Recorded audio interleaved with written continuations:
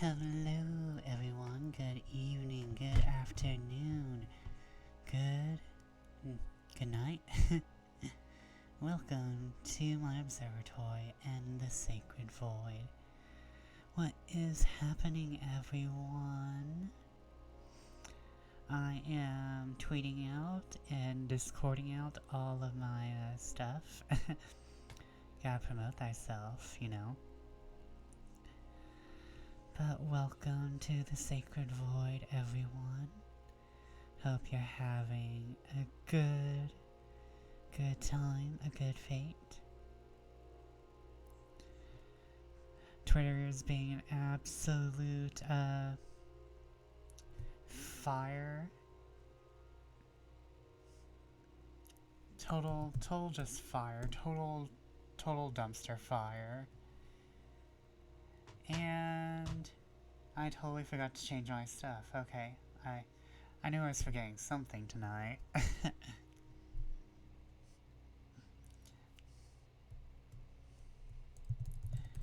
But how is everyone? I am doing quite fine. Except for, Twitter being a trash fire. But we deal with how we deal.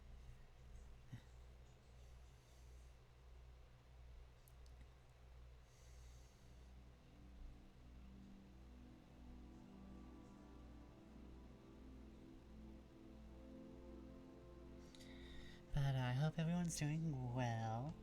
I am planning for my vacation. And by planning, I mean I'm just making sure I have content ready to go out as soon as I come back. So I'm working on all of that. Ooh.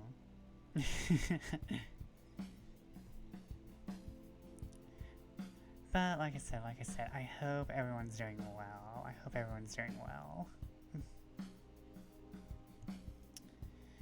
I don't really have much to talk about today. I'm just trying to fill the dead air as I move around and promote myself.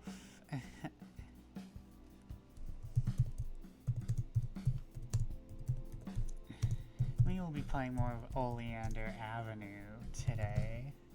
Hopefully we can get at least one ending. I might get the other endings offline, maybe. I'm not sure.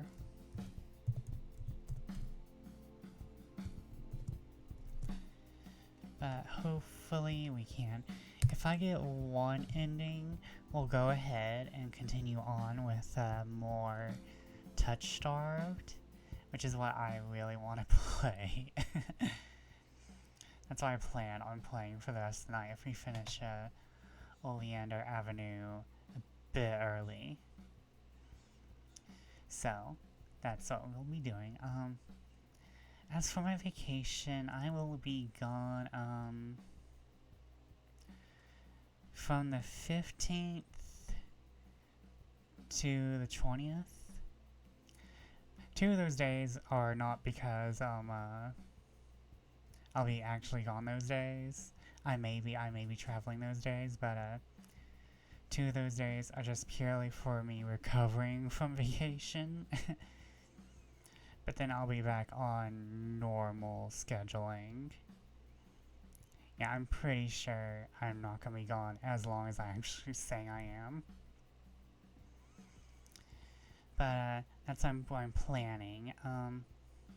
So I get to start my vacation in 2-ish weeks. So I'm gonna be gone for like not too long. It's not gonna affect most of my streaming days. I'm just gonna be gone on the 20th. I might stream on the 15th, like I said, I'm not sure. But I won't be streaming the 16th or the 20th. So mark your calendars because I won't be there. But starting after the 20th and probably the week after is when I'll start uploading my TikToks, which means I'm going to be starting making a lot of clips. Oh no, clips. My worst nightmare.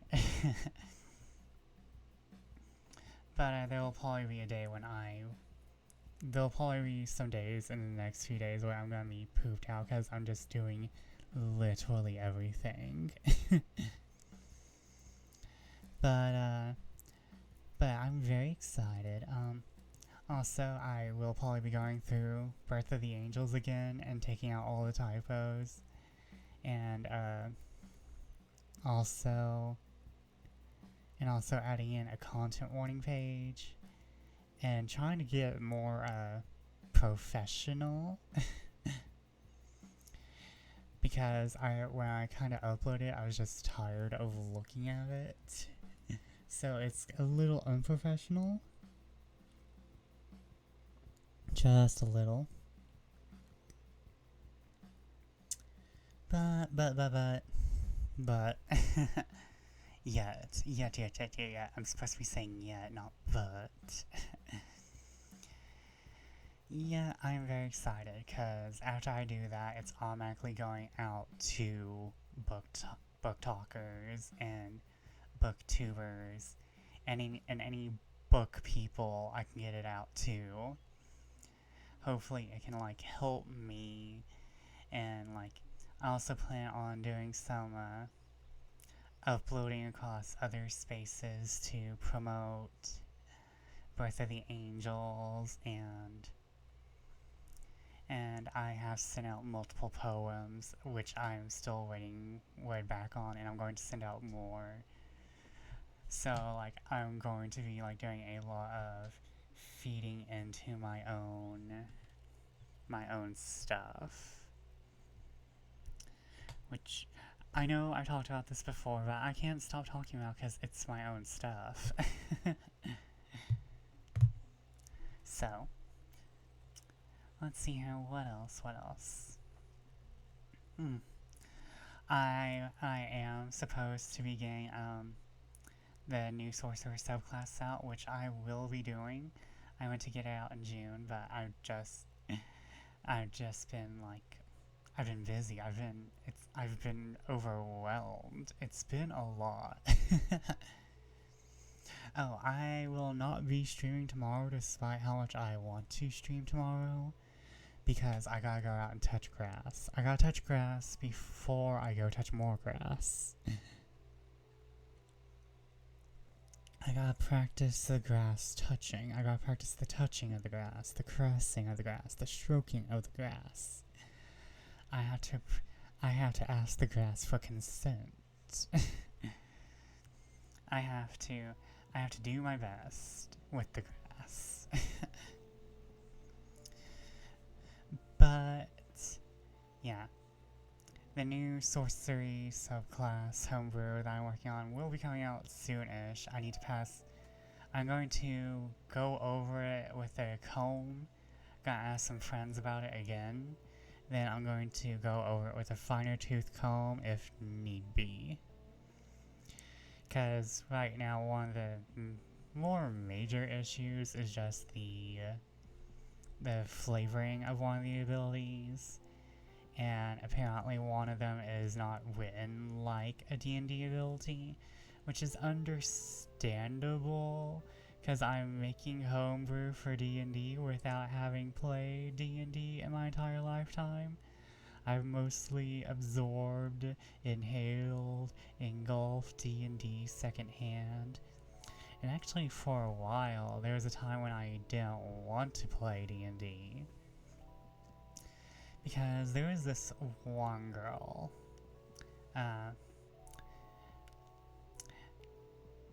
we'll just say that. There's this one girl, not a very nice one, who I kind of got to be friends with, and then I had to stop being friends with her because she was a bitch. Hold on. I have to go into snark mode. Hold up.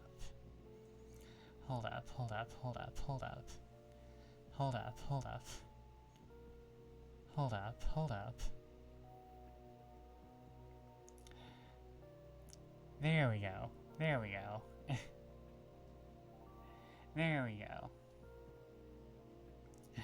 I had to stop being friends with her because she was quite the, she was cunt in a way that was not serving it.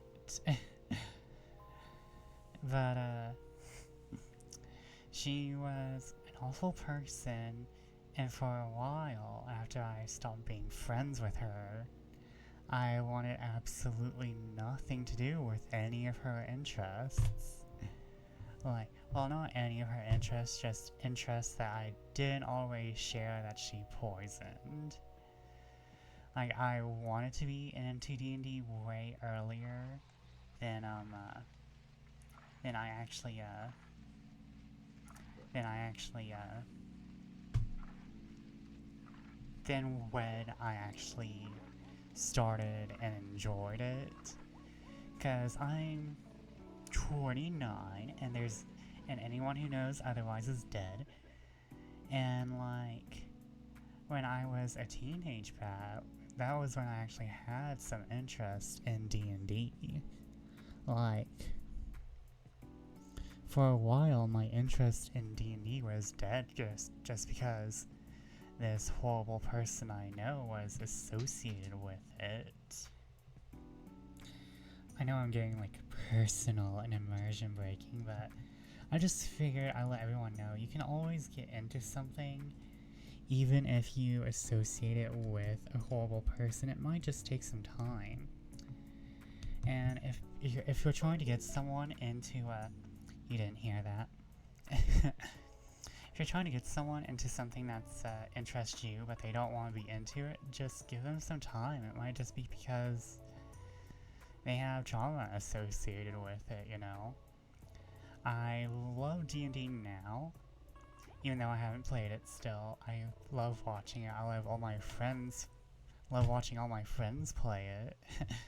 I love thinking about playing it.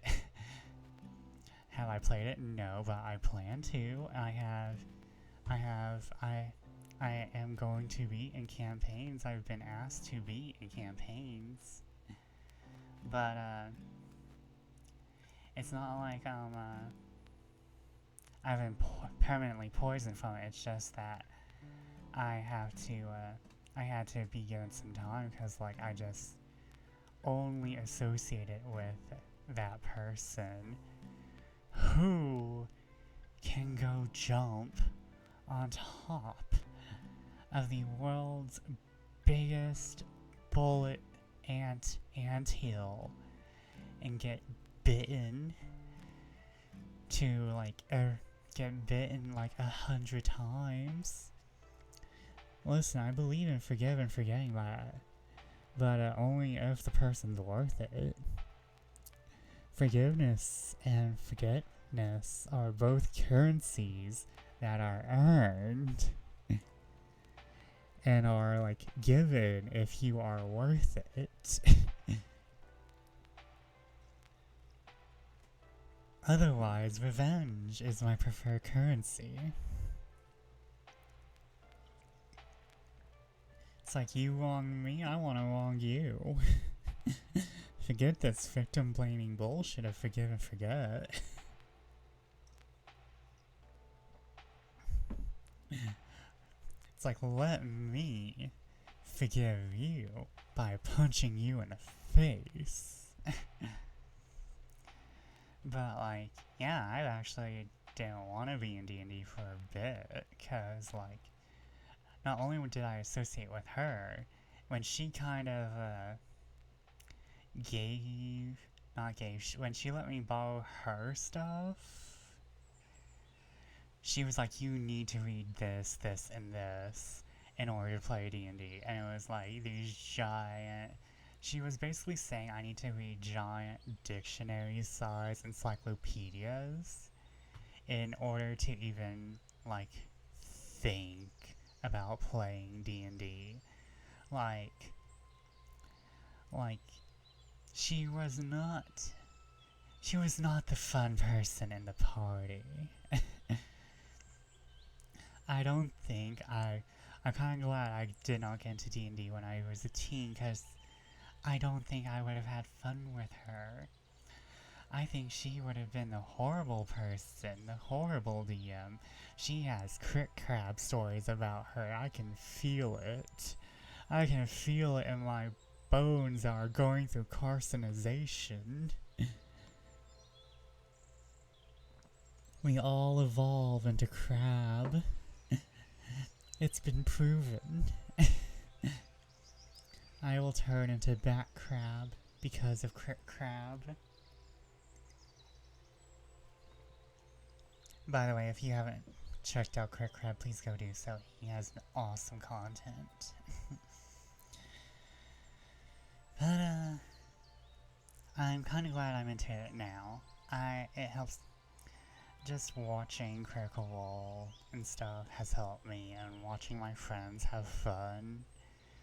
And, like, me being involved in Comet Tales and whatever my friends have planned for me, whatever chaos is awaiting me in my future. I'm excited for that. Okay. No more bitchy me. No more mean girls. No more mean girls. No more mean girls. Oh no, I'm huge. Oh no. Hey, you just missed me going over my trauma, whatever. And also, I'm huge. I'm huge. I'm ready to attack the, walls in Attack on Titan. I'm ready to attack the walls. I'm ready to peek through the walls, Mr. President.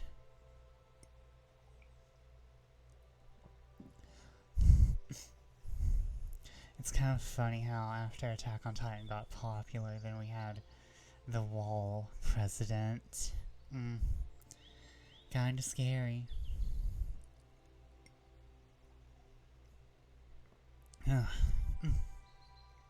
Good tea. Not what I'm saying is good tea. I mean, I'm literally drinking tea.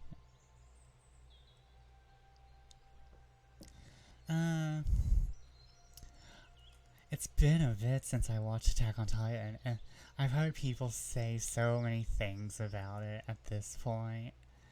I may just read it instead of watch it. I think because of how the manga was concurrently running with the anime, there's a bit of differences. I think a lot of people didn't like the mid-season of Attack on Titan. Whatever it was, it's been a bit.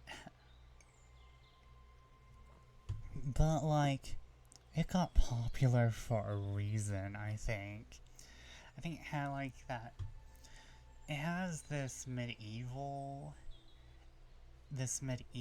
kind of aesthetic, but it's, but it has high-functioning science and other things in it.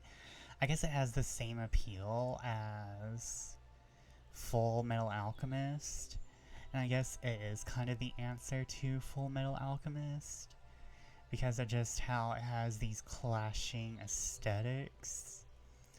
Like, the main characters live in this medieval world, and have very medieval buildings, but there's these, advanced technologies, and advanced, clothing, which is kind of how, Full Metal Alchemist feels, I think. And I think maybe that's why there's, like, a lot of things going on for Attack on Titan. Not to mention the stories are kind of, sci-fi meets magic a little. It's been a bit since I watched either, though, so I probably would need to rewatch the first season. I probably would.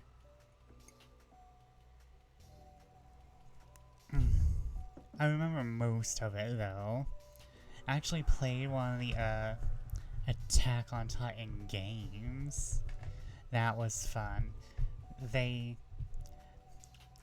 game was actually really fun. Like, normally, game adaptations of animes don't work out, but I really like the Attack on Titan game adaptation. I think it was the second game. I'm not 100% sure. It's been a bit. I have to check my PS4 trophies.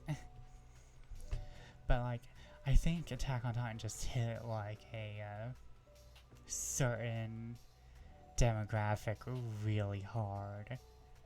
It was just what the world needed, I think. Kind of like how My Hero Academia blew up. You know, My Hero Academia hit just as Marvel was at its peak, I think, and that just continued it. Like, it's really interesting to see what anime got popular and when, and trying to figure out why. Especially nowadays, since like it's not like it's being controlled by cable. It's being controlled by Crunchyroll and Funimation and all of them. Whoever is pushing whatever, you know. And it takes me a bit to be. I don't like watching. I don't tend to watch stuff as it comes out, even though I don't binge watch even. I just rather have the feeling, knowing I can watch it all at once, but still watching only little bits at a time. So I end up being a little bit behind the times on like everything. Like, I binged all of Yuri on Ice after it came out. But yeah, I probably should watch the rest of Attack on Titan. I need to watch the rest of Assassination Classroom. That's one of my favorites, and I've only finished the first season. And like I heard the second season's still as good as the first season, which there is mid-season or second season drop-offs with some animes that happen really hard.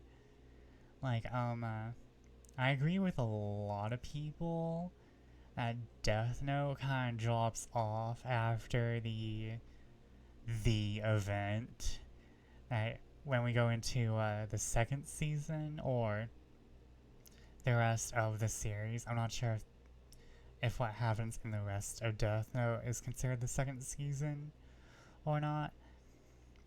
But I think a lot of people agree the manga is better because of more characterization at that point. Yeah, it kind of drops off after the event. The event that the entirety of season 1 was building up to. Everything in the first half, or the first 2/3, is super amazing. But everything after that is kind of like a serious drop-off.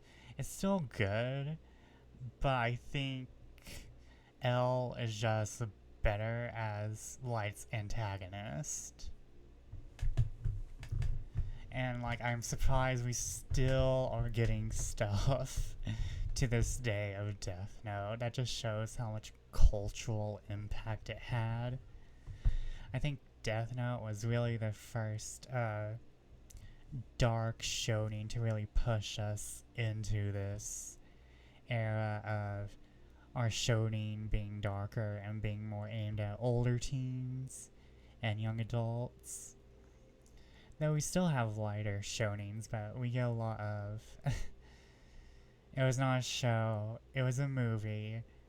And if that movie was written just a little bit, it could be a nice entry into the Final Destination series.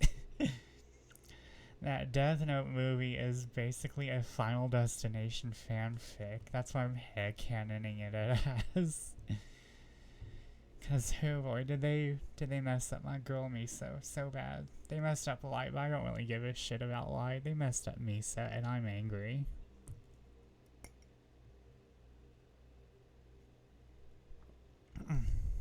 Mess up Light all you want. Don't mess up Misa just because she's a character trope. You cannot properly adapt into American audiences. Cause Misa is very much a trope. A lot of her character traits are definitely something you would, I wouldn't say exclusively see in Japan, but there are a lot of tropes that don't annoy people in Japan, basically. And I understood why they would change her, but she's a completely different person in the Netflix movie than she is in the actual series.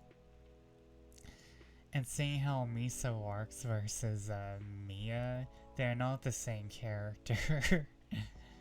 It's like Mia is more Kira than Light in the Death Note movie.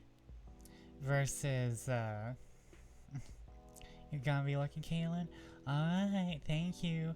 You're gonna be hearing me go on for this for about a little bit, because I'm still angry about the Death Note movie. I want the hour and 30 minutes of my life that I spent on that movie back. It's a bad adaptation, but a meh movie.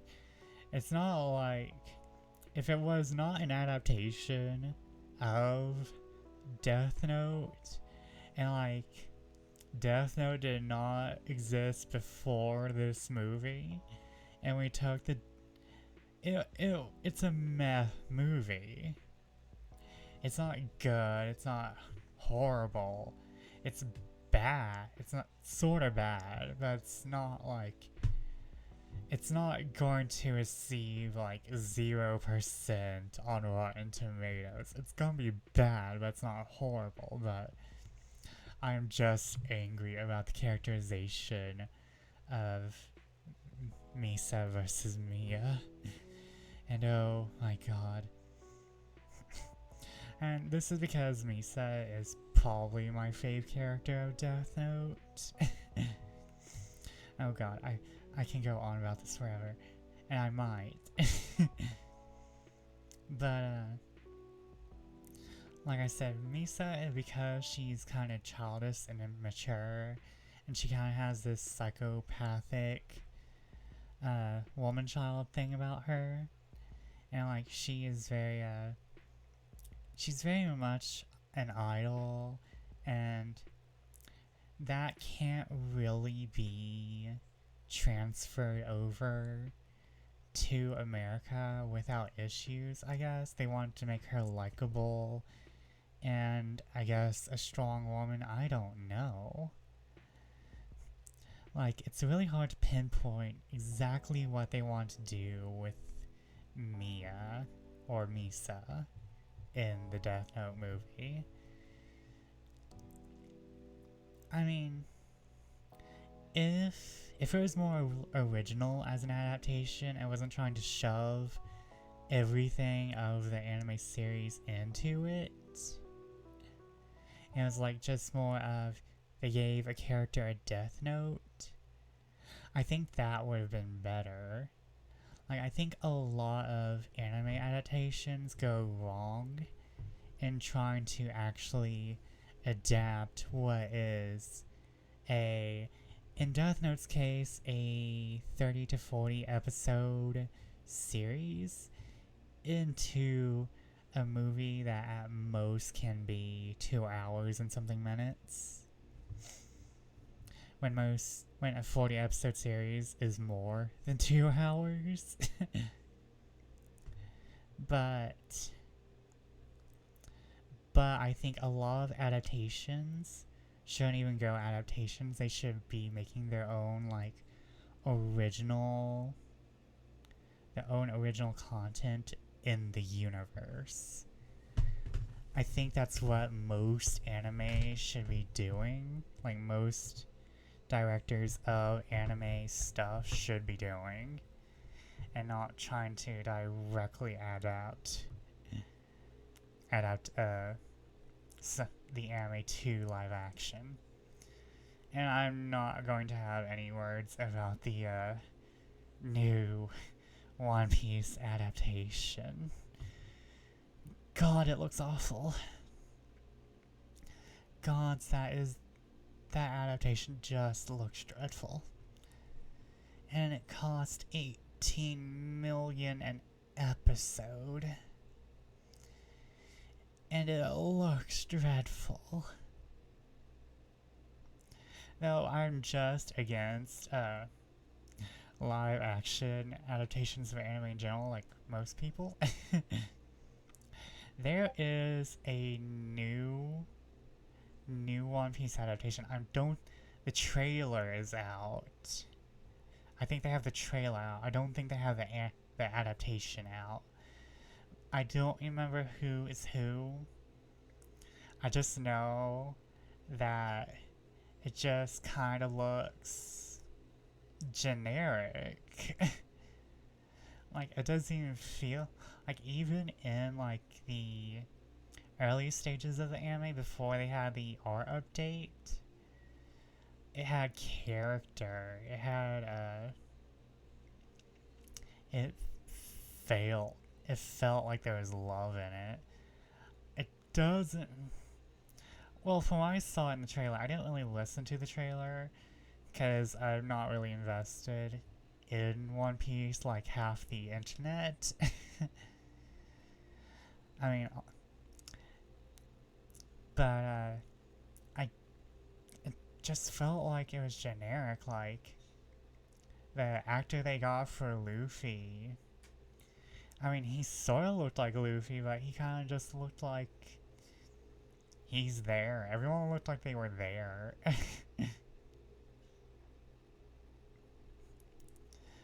Like, it wasn't something that excited me as, like, I'm not a One Piece fan, but I was heavily invested in it back when I was younger.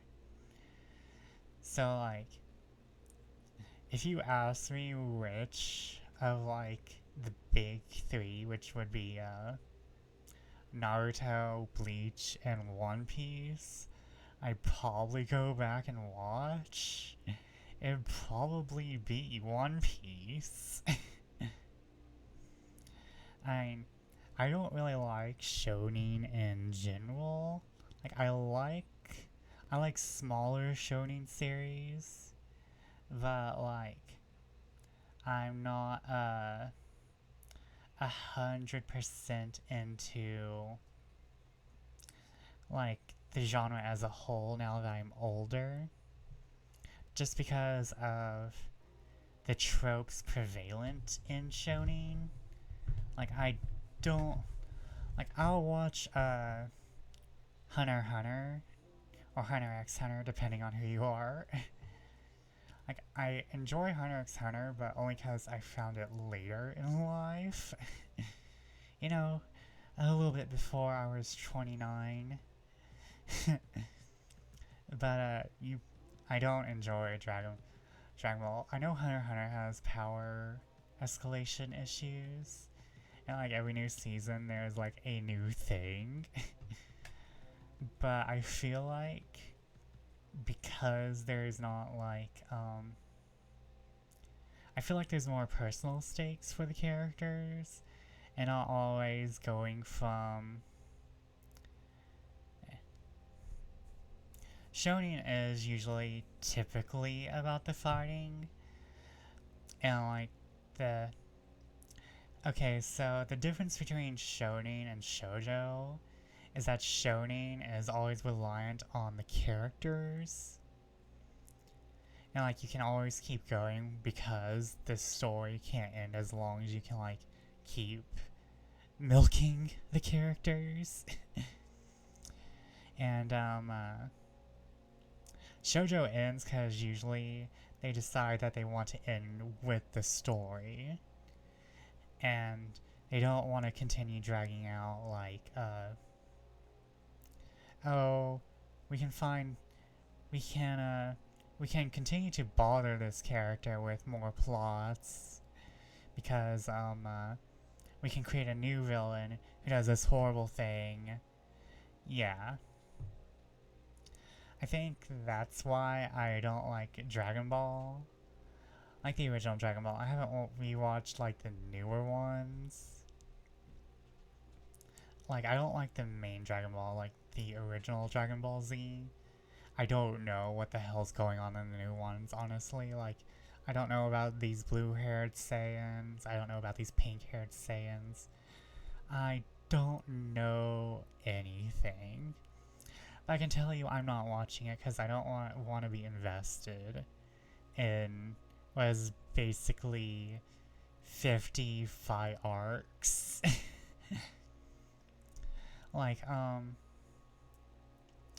for Hunter x Hunter, I feel like I like it more because they try to find non-fighting ways. Like there's an entire like thing where Gon puts a whole bunch of people to sleep to get what he wants instead of fighting them.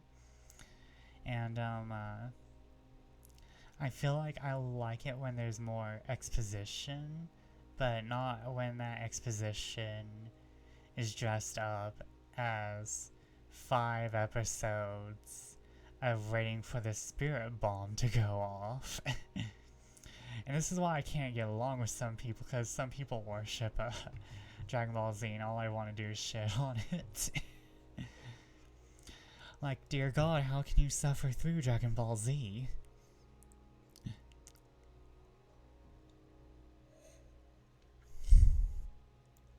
I mean, but they can probably say the same thing about Hunter x Hunter, but I don't know. I just feel like Hunter x Hunter is one of the more interesting ones. And also Yu Yu Hakusho, but Yu Yu Hakusho is made by the same person who did Hunter x Hunter. I think everyone has said that Yu Yu Hakusho has the perfect tournament arc. And that if you ever want to do a perfect tournament arc, you gotta look at Yu Yu Hakusho, and I think I kind of agree. Like, I need to watch all of Yu Yu Hakusho. Yu Yu Hakusho is definitely more of a fight anime. It is definitely along the lines of Dragon Ball. Meanwhile, I feel like Hunter x Hunter is definitely more of it's more lighthearted, even though it's dark. And it feels like there's more things they're doing than fighting. Yu Yu Hakusho has more things they're doing than fighting, but let's be real, there's like plenty of fights in Yu Yu Hakusho, and also plenty of guys. It's like I'm pretty sure there were sleeper agents activated in me when I watched Yu Yu Hakusho. There were things in me. There were some awakenings with Yu Yu Hakusho. I think I want to be Kurama. I still want to be Kurama.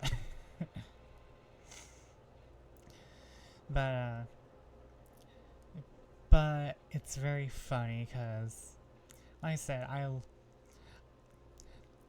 there is actually one Dragon Ball series I'd watch, and it's the one where they have Goku, Trunks, and Bulma, I think. Not the new one, the older one. It looks a little more Dragon Questy than DBZ. I forgot the name. I want to say Dragon Ball Kai, but I'm probably wrong. Mini Dragon Ball? I do not know. I think it's Goku's origin story when he fell to the earth. I watched that one because I think it goes over when Goku was a kid or something. That's like That's the only one I think I imagine myself enjoying now, because it wasn't as much about the fighting as the original Dragon Ball Z was. But I can't suffer. But I'm not gonna suffer through the new series. You can't make me. But yeah, shonens tend to focus more on. It's either the fighting, if it's like a more fight-oriented one anime, or it tends to focus on the rivalry, if it's a more realistic, based in reality anime, or it tends to be a little bit of both. But like, if it's more like in this realm, it tends to be more rivalry and friendship kind of deals. But if it's more fantasy and more based in mystical fighting, it's definitely going to be more focused on the fight scenes. That's why I think Sailor Moon has so much reach, is because it was made originally as a shonen. Like, Sailor Moon was originally meant to be a shonen, and that's why there's kind of a lot of reach for it, because it has fight scenes. Not the same you expect out of a shonen, but it's pretty close. And, like, I think that's why magical girls are still, like, really popular. Besides, you know, girls changing in and out of outfits. But because there is, like, this expectation of shonen fight scenes, which Sailor Moon kind of, like, really put down the blueprint. There's that, and a lot of more modern deconstructions like Kill la Kill have been more aimed at the male audience or a general audience versus a female audience, a girl power audience. Wow, are my bouncies laggy? My bouncies seem laggy. I don't know why my bouncies seem laggy. That could just be me. Yeah, I think it's just OBS. Like, I'm looking at it on my phone, it doesn't look as bad. But, yeah, I've blathered on a lot about anime, but only because I love anime, like cartoons and anime. It looks fun? Okay, that's good. Cartoons and anime are, like, really what I love. Like, I would rather, there are some live actions you can make me sit down and watch, I will sit down and watch, like, 5 episodes of Leverage if I'm not stopped in a row. Because I love Leverage, I love Sophie, I love Hardison. Hello, Mytherion, welcome in. My name is Vesper, Bat of Fortune. Welcome. You caught me in the middle of blabbing about anime, but welcome to the observatory. And I hope you have a good night tonight. We are about to play, the indie visual novel, 77 Oleander Avenue. Oleander Avenue. because I started it last week and I need to finish it.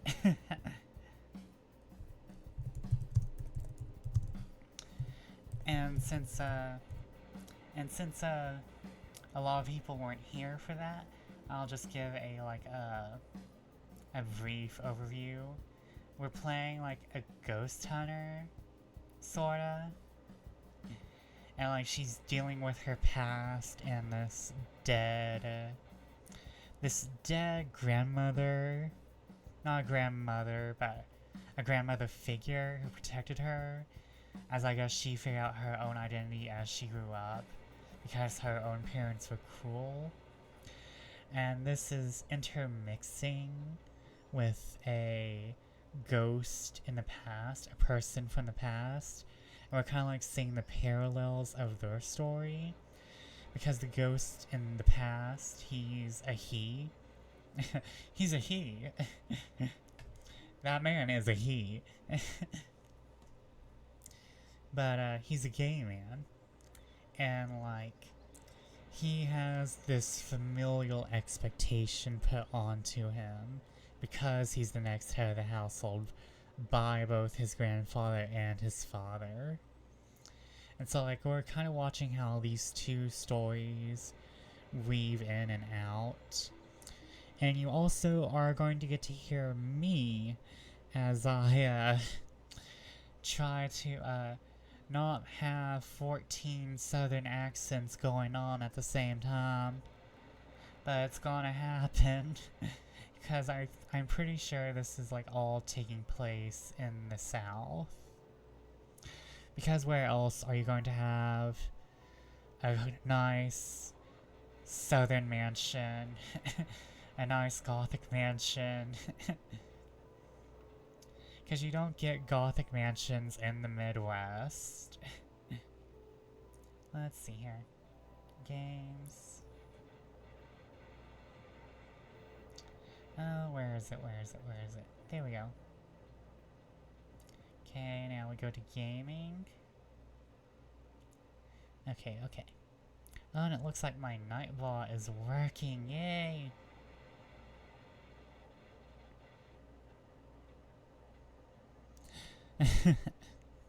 I heard on the word time we're not great with US accents.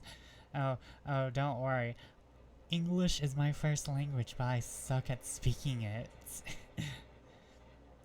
So, don't be worried. Don't worry too much. I'm probably going to be repeating myself a lot. My chat knows I do not know how to speak, despite the fact I am a published author in this language. I swear. Okay. Okay, okay.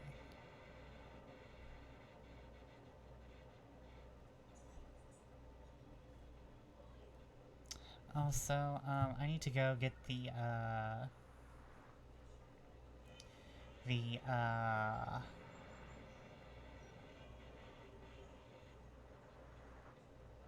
need to go get the I need to go get the content warnings.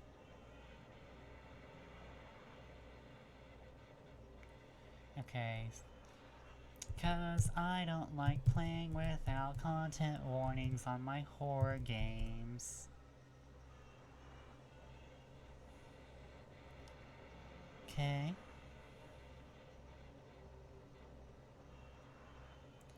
Where is content warnings?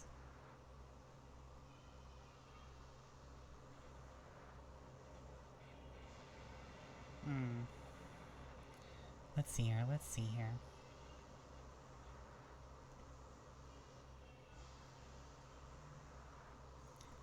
Da da da. Okay, if I remember correctly, there is...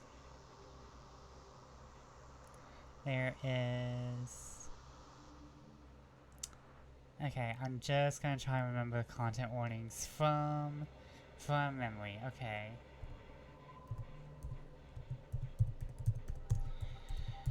And if we, like I said, if we get through the one ending for this game, we're going to continue playing Touch Starved, because I'm starved for touch. Okay. I think there is that.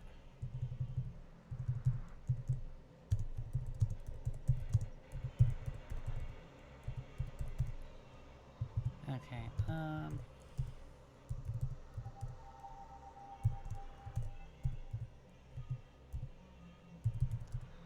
I hope you are having a great time with Therion. This is the first time I'm seeing you.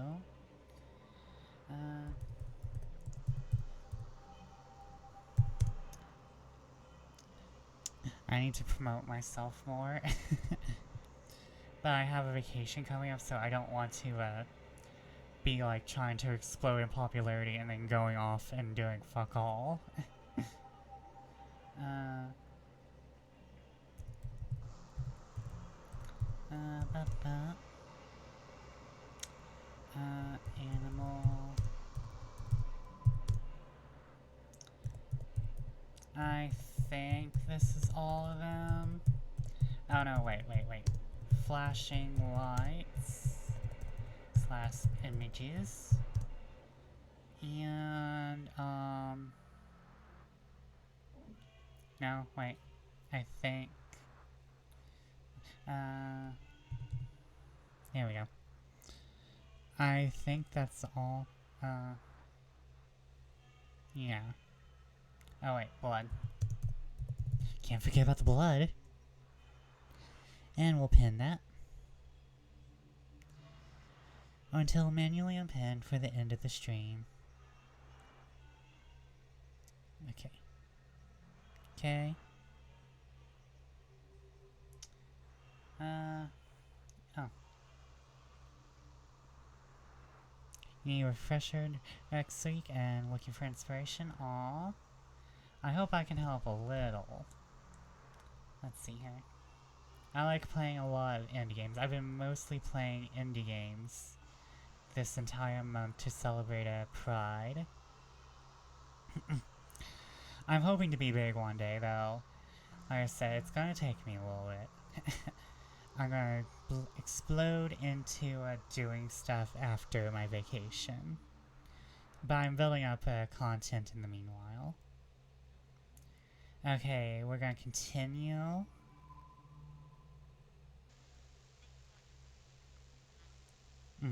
Okay. Reporter voice. Early Wednesday morning, a neighbor found Madeline Jefferson in her living room, sitting lifeless in her favorite armchair. She looked perfectly at peace, but her death may have been anything but gentle. An autopsy revealed that Miss Jefferson died of sudden heart failure and likely suffered extreme pain in the moments leading up to her death. The culprit?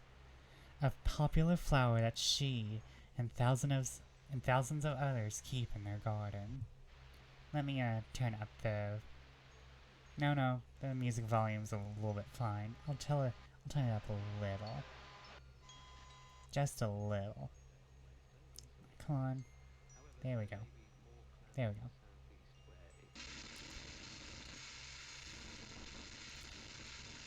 Alright, that one went better. We all good, Sam? All good. Got everything perfect this time. I'm gonna go grab some B-roll out of the house while we wait. What kind of haircut are you getting, Mytherion? Take your time. The guy they sent down is still crushing the neighbors, so... Okay, now I understand why you might be upset. You knew this woman, right? Come on, Tabitha. I've already talked to your parents. Let's get this all wrapped up before they get here. I want to let you off with a warning, but I'm gonna need your help before that happens, or else we're gonna have issues. You follow me?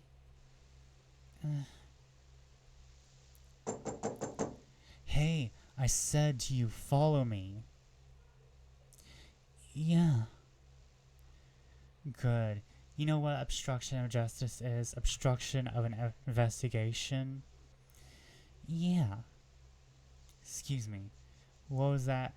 Gonna need you to speak up. Yes, I know, asshole. Right. So tell me this. How did you know that Madeline... sorry. Right. So now tell me this. How'd you know Madeline Jefferson? Let's see here. Who? Who?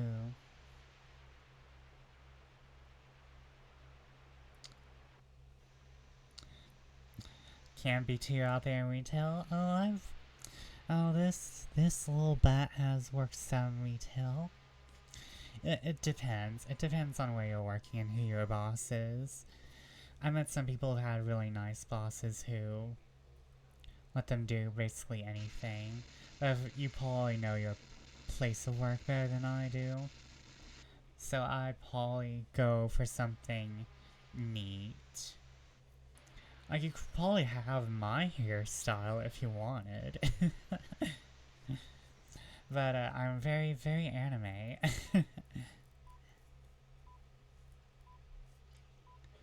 I'm gonna say she's an old lady. And about how often did you come by here? 3 to 4 times every week? Just to help with the garden. And housework, if she needed it. And she paid you for this, like an allowance or just a small part-time job. No, and she didn't have the money for that anyway, and my boss would not care. He's great. Customers might though, and I like my sales. Oh, you have commissions, don't you? Oh, yeah. If you didn't have commissions, I'd say, I say don't care about your customers, but you have commissions and sales. So yeah, go ahead, care about where your hair is. I understand you've been through some difficult things lately at home and now with Miss Jefferson's death. Is that why you hit that woman earlier? Okay, take your time. Take your time now then. Tell me what made you hit the reporter here just now. Oh, we hit the reporter? Tabitha. We're going to say, she's wrong. Wrong about what? About Miss Manny. What about her? If you don't tell me, I gotta piece it together myself. Was she wrong about what kind of person she was? Or how she died? Do you think there was some foul play involved? No, it's... Go on. I didn't like her twisting it to make Miss Maddie sound pathetic like that. Like what? Because she was old, or did you mean because she mistook those plants for... She didn't make a mistake. Keep going. Tabitha, if you know something, you have to tell me. You know that, right? It's the law. You can't... You can't lie to a police officer.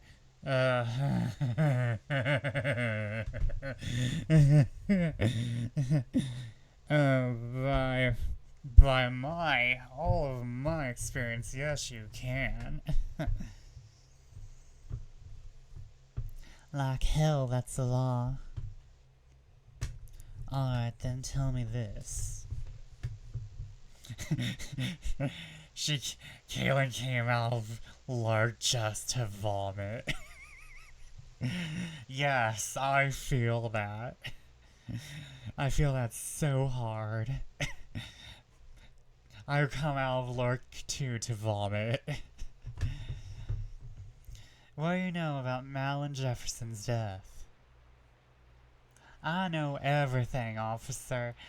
And I'm gonna tell you to just shut up. You can't lie, but you can omit the truth.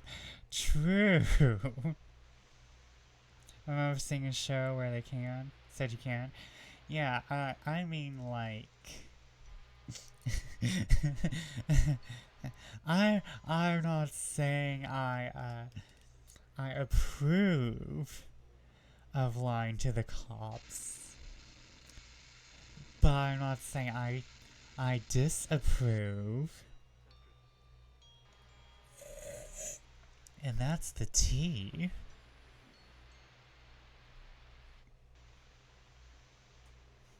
It was one of those true crime shows where the actual detective talks.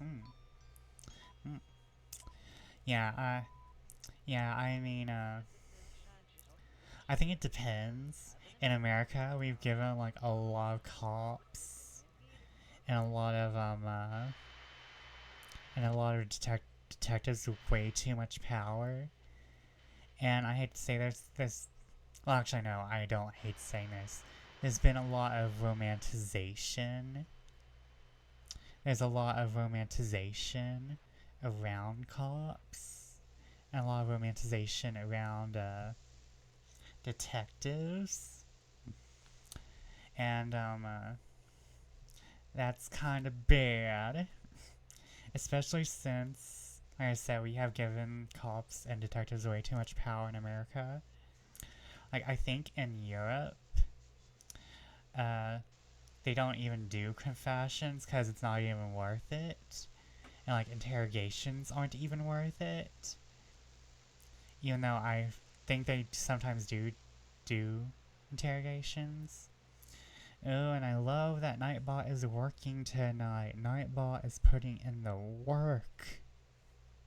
But yeah, we're gonna tell this cop to just shut up.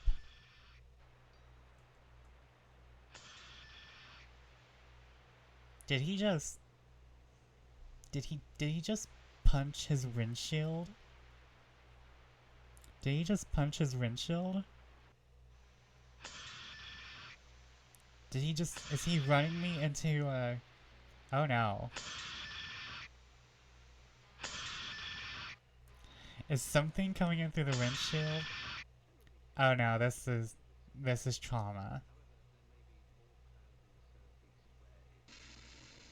It's time to admit you were the one who lied, Tabby. Didn't you just want someone else to hate more than yourself?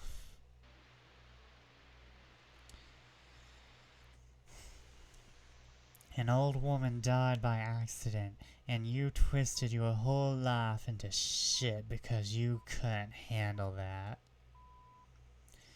And now you're trapped in a dream, aren't you? That's what this is. Help yourself out, Tabitha.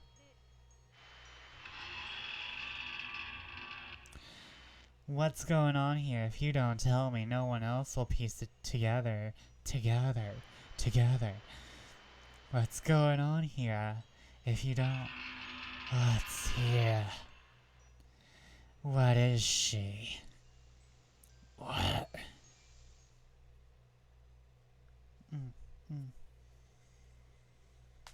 Love practicing my voice acting.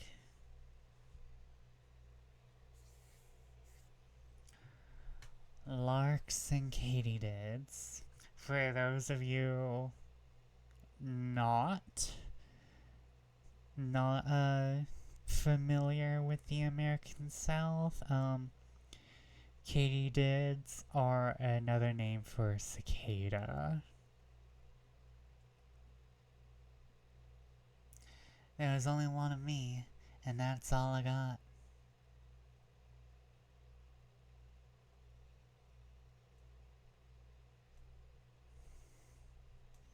Oh, oh, whoopsie.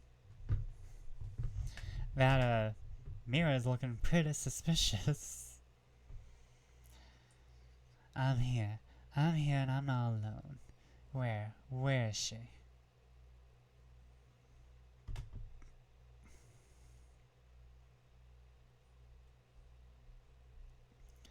Oh, I hate it.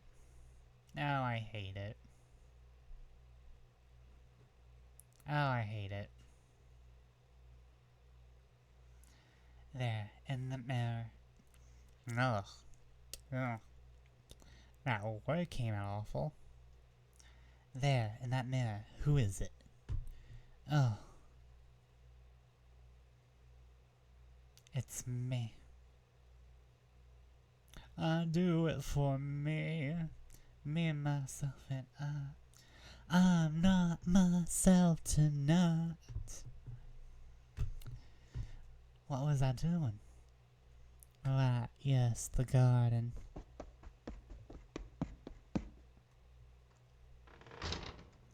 I need to find it.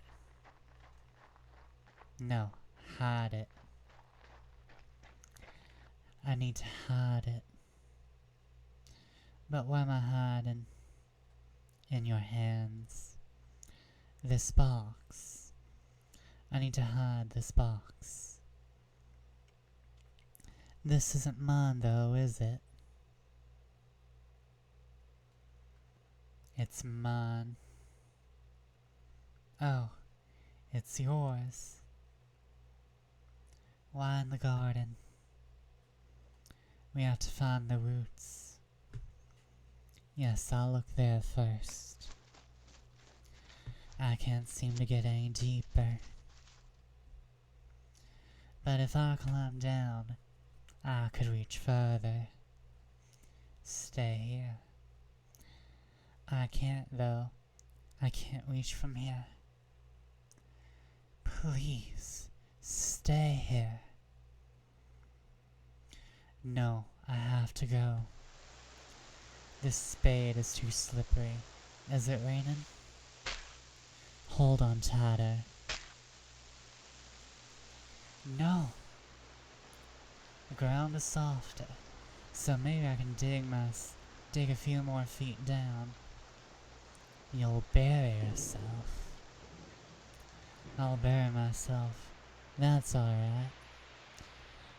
Plants have to be buried before they're born. True. But, I don't think that applies to you. No, we have to climb out. Grab the edge. Wait. Who else is here? Hurry, I can't hold on. Let go then. You should let go. Oh no. Oh no, we're choosing the bloody one. Don't stop. Don't bury us. I'm so close to getting out. You aren't? Stop trying to climb out. No, I can't. Stop, it hurts. Leave. I need to leave right now. He's going to kill you. We have to get out. Just let go. It hurts too much, please.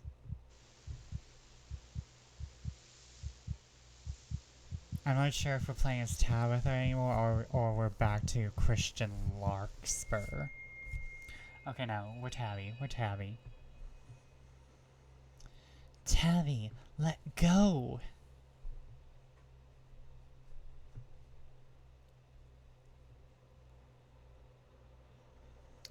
Tabby!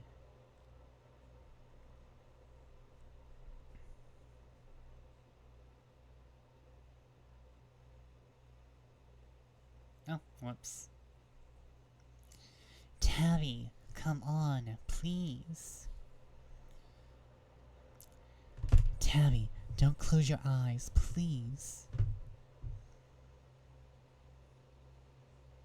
Who the fuck would close the eyes out here? I'm not trying to take a nap in this shit. Tabby. Oh shit, what was that? Which thing? Because you just tried to grind your hand off against barbed wire, and now you're bleeding even more than you were before. Something about Evie's tone confuses me. It takes a minute for her voice to settle in my ears, and even then I can't follow her. I was already bleeding? No, I just woke up, right? Nothing about the last few minutes fits together in my head. It's like I'm staring at a box full of puzzle pieces, and they're all from different puzzles. But somehow every piece fits together with every other piece perfectly. How the fuck? Evie. Oh, hold on. I said Evie as Evie's voice. Oh no. Evie. Don't talk, please. Not for now. It's pretty hard to climb these. What happened? Please. My arms feel cold. No, it's my entire body. I don't think I can move, but my head's lifted up anyway. Oh, so that's what happened. I grabbed the wire and everything went to shit. I lost a lot of blood, I guess. Unless that belongs to someone else. But who else would be in a place like this? No matter what I see here, who I hear, the only one in this house right now is me.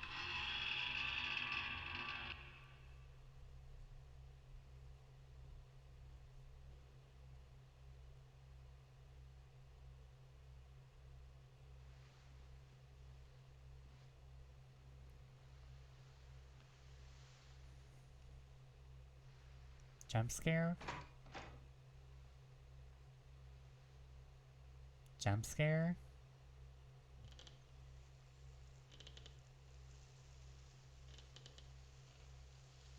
I don't like I'm over here ignoring noise chat. I hate it.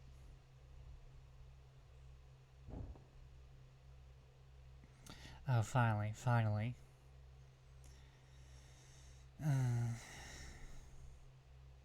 Ow. Shit. My head feels like a crushed in eggshell, can't see for shit. I think somebody spilled something gross and sticky all over my shirt. And where the fuck am I? My hand feels like it got clamped in a drill press. Did I cut that tonight? Wait, no, these bandages are old. Still hurts like shit, though. I'll figure out in the... Wait. Damn. Oh no. Oh no. Are we in a circle? Is this a Groundhog Day loop? What was I even doing here? Not a goddamn clue. Oh no. We're in a Groundhog Day loop. But I feel like I can't leave. Not yet. Ow. Hurts like hell. Okay. Might as well look for my stuff until I figure out what's keeping me here.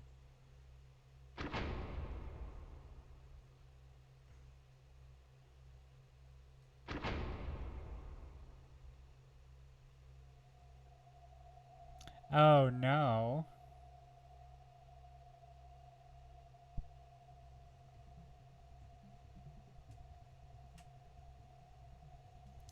So that ending gave us a time loop. I can't believe I saved so close to an ending. Oh my god. I knew when I saved last time, I was kind of close to an ending, but I didn't think I was, only 20 minutes away. If I knew that, I would have kept going.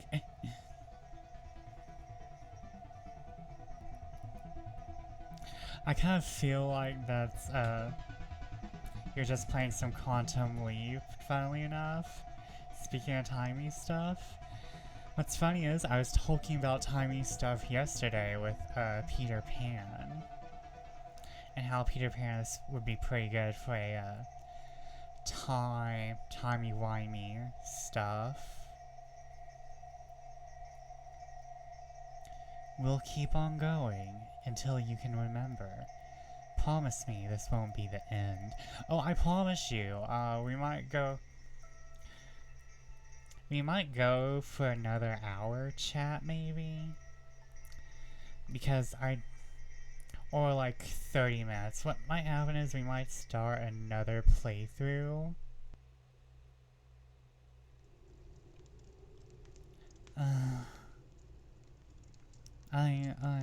Oh. Well, I'm back in the house. What room is this?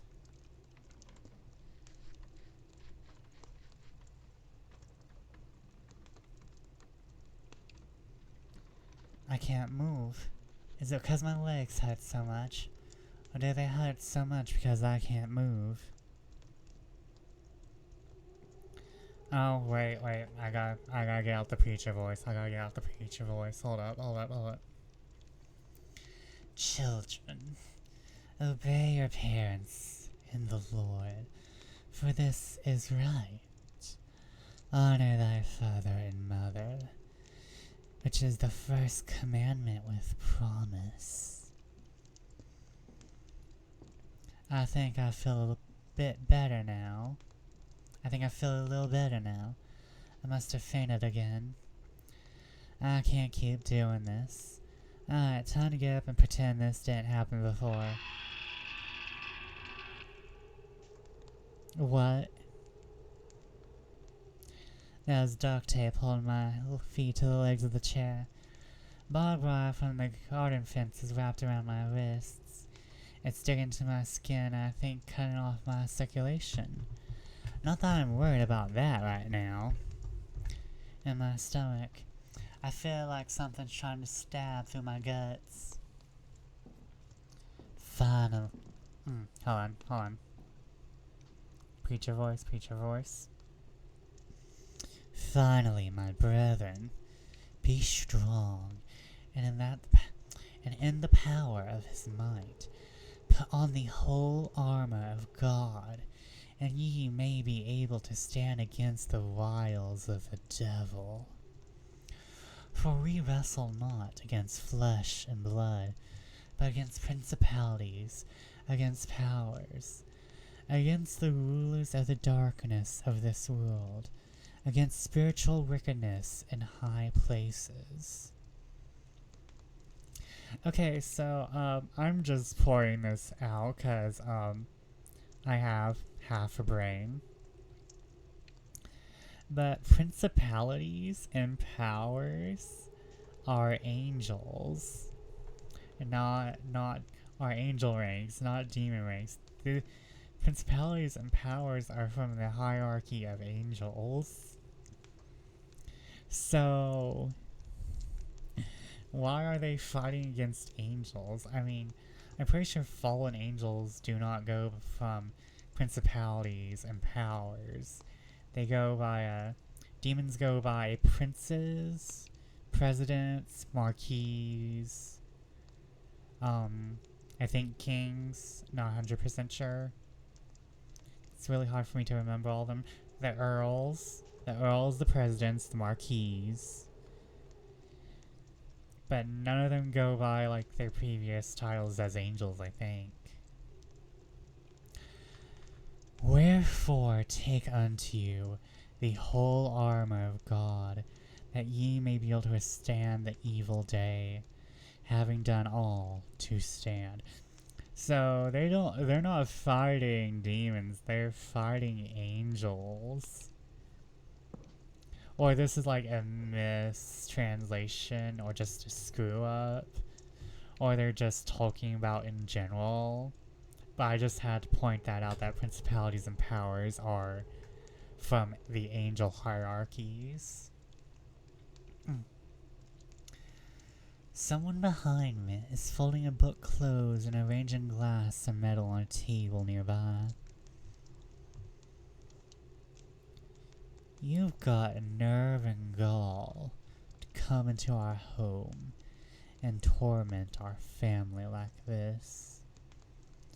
I'll see that you regret it.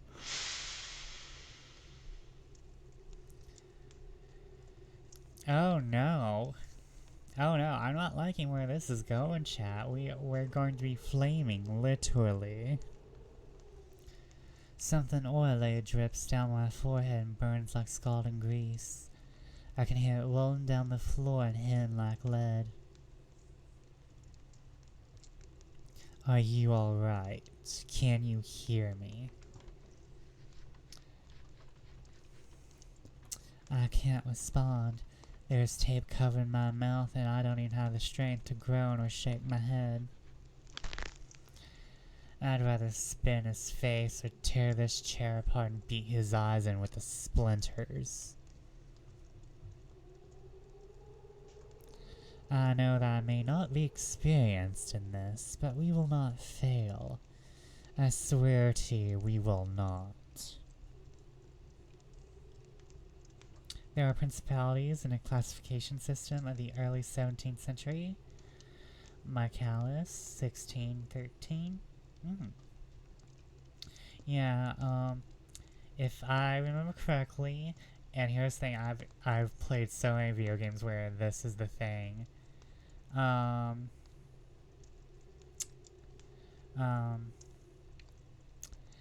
The very first level of angels is just angels. And then it goes guardian angels or something. Then we go to powers, and then I think we go to principalities. And then we go to dominions. And then I kind of lose it beyond dominions. But I think there's something between dominions and... let's see here.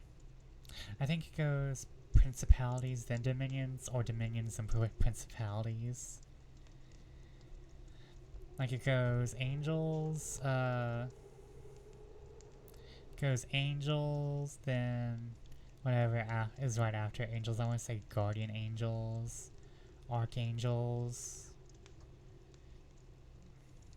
Don't remember second level quite well. Then powers, then either dominions or principalities, then whichever one is after that.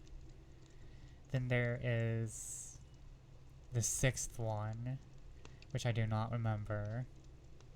And then I think 7, 8, and 9 are throne, seraphim, cherubim, or cherubim, throne, seraphim. Like, I think the order of the last three totally depends on the interpretation. But I know there's 9 hierarchy. 9 in the hierarchy. I just can't remember because it's been a little bit since I've been playing a SMT game.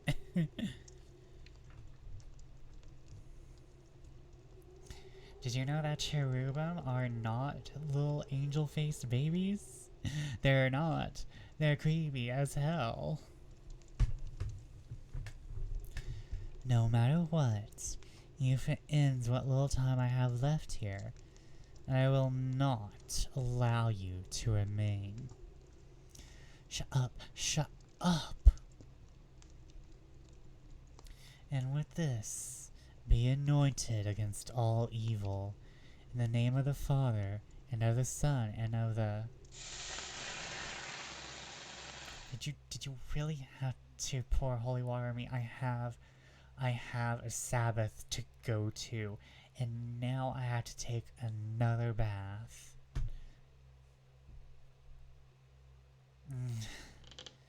Ow. Shit. My head feels like a crushed in eggshell, can't see for shit. Think somebody spilled something gross and sticky all over my shirt. And where the fuck am I? It's dark in here, but there's either enough moonlight or we're close enough to a street lamp for me to see that the floor is covered in dirt and splinters. There's a table next to me with a perfect handprint laid in a layer of dust. Probably mine from when I pulled myself off the ground just now. Virtues! I was forgetting about virtues.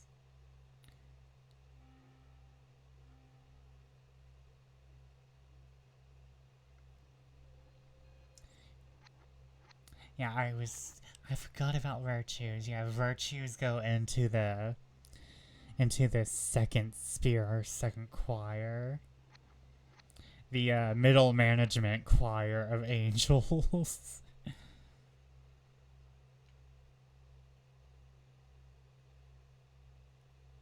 Let's see here. First Seraphim Cherubim Phone. Powers, dominions, virtues, principalities, angels, archangels. Yeah, that sounds about right.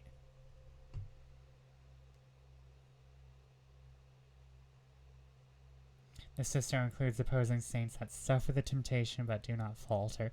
Saints are their own entire thing, especially if we talk about the gods who were incorporated to become saints.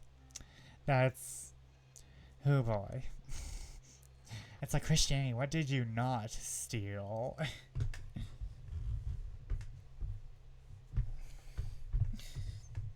Like Christianity, what did you not steal from the pagans? No, that's because they wanted to incorporate the pagans to get them to join the religion. The paint's chipped and peeling off of every surface, and I feel like I'm about to choke just breathing in the air. It's musty, not like a nice dried out paper smell of an old library.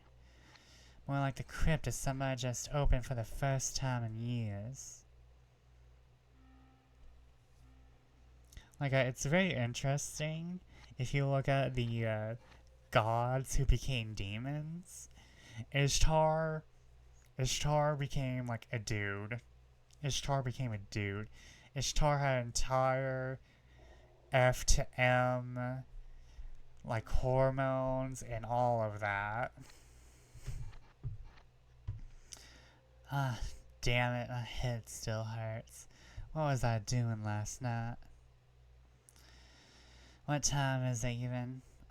Wait, where the hell's my phone? Shit. Alright. Not sure how I ended up here, but not the worst place I've woken up. I'd be too full of myself to figure I got blackout drunk trying to flirt with a cute bartender, and she brought me back to her cozy condemned house. Yeah, Ishtar became Astaroth. Baal became Beelzebub. There's likely more, but I think Baal and Ishtar are the first ones I can name off the top of my head. But yeah, we're starting back at the beginning. Well, can't find her number if I don't have my phone, so that's first, and then first off, we're saving. We're back on the phone. Whatever, we're back on your favorite part of the game, the phone. I've got no idea what time it is, but it feels like it's gotta be past 1 a.m. at the least. There's a digital clock on the floor, plugged into the wall and covered in a layer of what looks like sawdust. Its display is either dead or there's no power in the outlets, so I'm willing to bet the lights aren't working here either. Honestly, it's not the weirdest place I've had to stay the night, and it seems safe enough, though. On a danger scale, this is somewhere right around Scooby-Doo level. I'll probably be fine to grab my things. I don't want to stick around to see an old asshole with a shotgun chase me off the property. There's a small table next to me, pile of junk cluttered up in the corner, coat closet near the stairs, telephone table just through the archway. Okay, so we know not to check the coat closet. We're gonna search the table. Not much here, my handprint's still left in the dust, so I guess no one's touched or cleaned this place in years. Sift through the pile of clutter. Cassette tapes, a broken phone receiver, that dead digital clock that looks like it's from the 80s. It's kinda nice, so it probably would be if it worked. Nothing from the 21st century here, though, sadly. Okay, we're gonna look through the telephone table. There's some old rotary phones on the shelves, but my phone's not here. Apologies to whoever owns this place. I'm gonna look through the drawers for a second, too. Shit. Hopefully it was busted like that before. Let me write a note. There's some old Rolodex cards in the drawer just broke, and a pencil that at least has enough of a point to write with. Alright, hopefully I don't fuck up anything else that bad on my way out.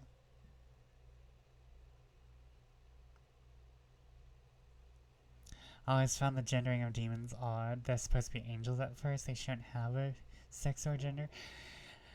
Yeah, it is kind of weird. Though, another strange thing is that most of the demons ended up male. Like in anime, in fiction, in manga, there are more nondescript, unnamed female demons. Like, Lilith is the mother of all female demons and all sex demons. So we can assume that there's a lot of female demons running about. But, I think there's, only, besides Lilith, if we include Lilith, there's 3 female demons in, the whole of popular demons. There's Lilith, and I think there's another one that starts with a G. And I want to say there's one more. But that's kind of why I don't have a bone to pick with demons being something other than male. Because, if you think about it, it is very weird that angels do not have a gender and are usually very eldritch. Or they have no gender, or they, a lot of the named angels are usually associated with being male. We have Michael, we have, Raphael, we have, Michael, Raphael, we have Gabriel, though Gabriel is portrayed as a woman as a lot. So we have Gabriel, who is usually a woman, or non-binary, or just a really pretty man. And, there is a lot of gendered angels if you look for them, but mostly the named archangels. But, it is odd that, usually angels are the more perfect, non-gendered beings. I think it is because of, demons are associated with sin, and humans are associated with sin, and so, they gave genders and sexes to demons to associate them with human sin, I guess. I don't know. It's so weird, because, you don't know when something exactly started, because, we have, so many, we have so many canons, and we have so many, writings. We can't exactly pinpoint where something started to happen. We just might have, a general overview of when this or this happened. I don't think there's, a certain point where we can be yes, that's exactly when that happened.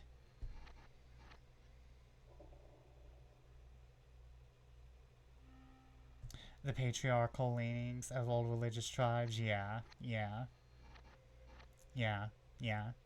That's probably true. It's always been the man. Literally. Because Christianity actually has a lot of powerful women, but they're always pushed down or seen secondary. So, yeah. There's Mary, both Marys, but they always seem to be like, I feel like they should have more story behind them, but their story is cast behind like other men, you know? I can go on about this for a while. I like the mythos of Christianity. I don't like a lot of people behind it, but I like the mythos. But yeah, there was probably a point where the patriarchy kind of began to lean towards portraying men in a more positive light, and like just making them have all the power instead of being equal to women.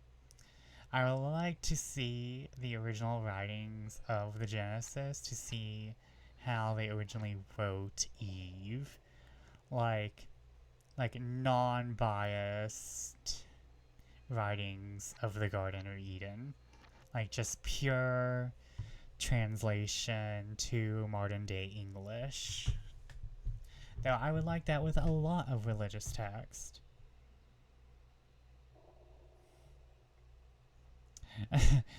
Listen, listen, listen. I'm a gay.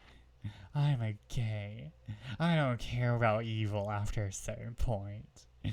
I have related to some evil as fuck people because I am traumatized.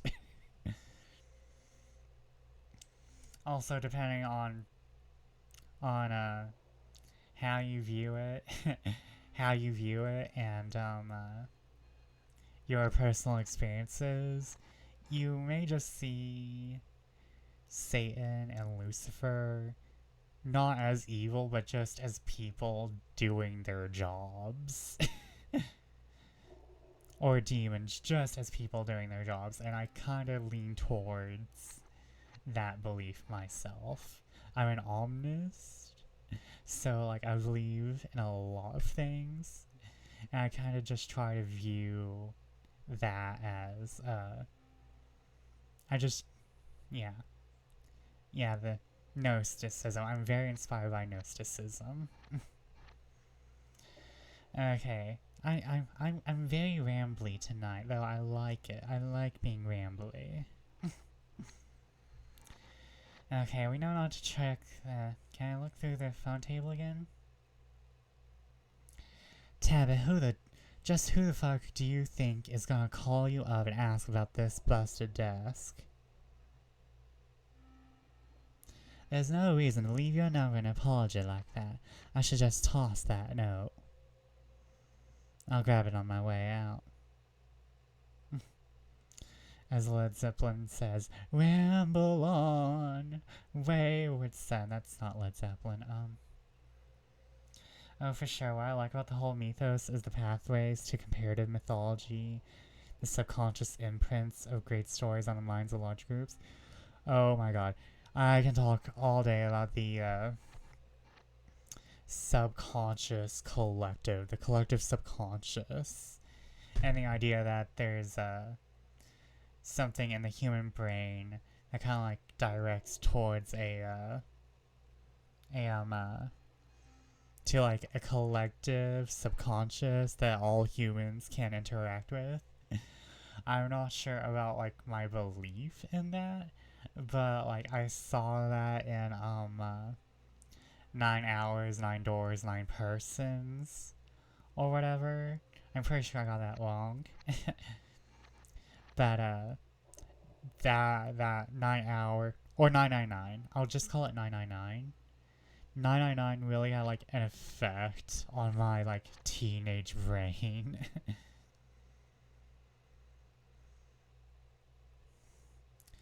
Okay, can we sift through the pile of clutter again?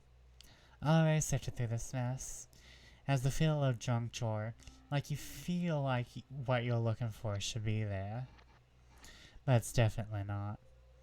So I think we're gonna play this until 10. Pretty sure I've already checked and there's still nothing. Okay, the dog on the table. Time to cast iron dog. It looks like a nutcracker based on jaws and dried up chunks of pecan. We've already read through all this. Looks like her name is... Oh! Oh no! Oh no, okay, so we had to play through this once to get the new stuff. Do you enjoy that little nutcracker, don't you? Yeah. Good, that's good. It's been many years since a child enjoyed the things my parents passed down to me.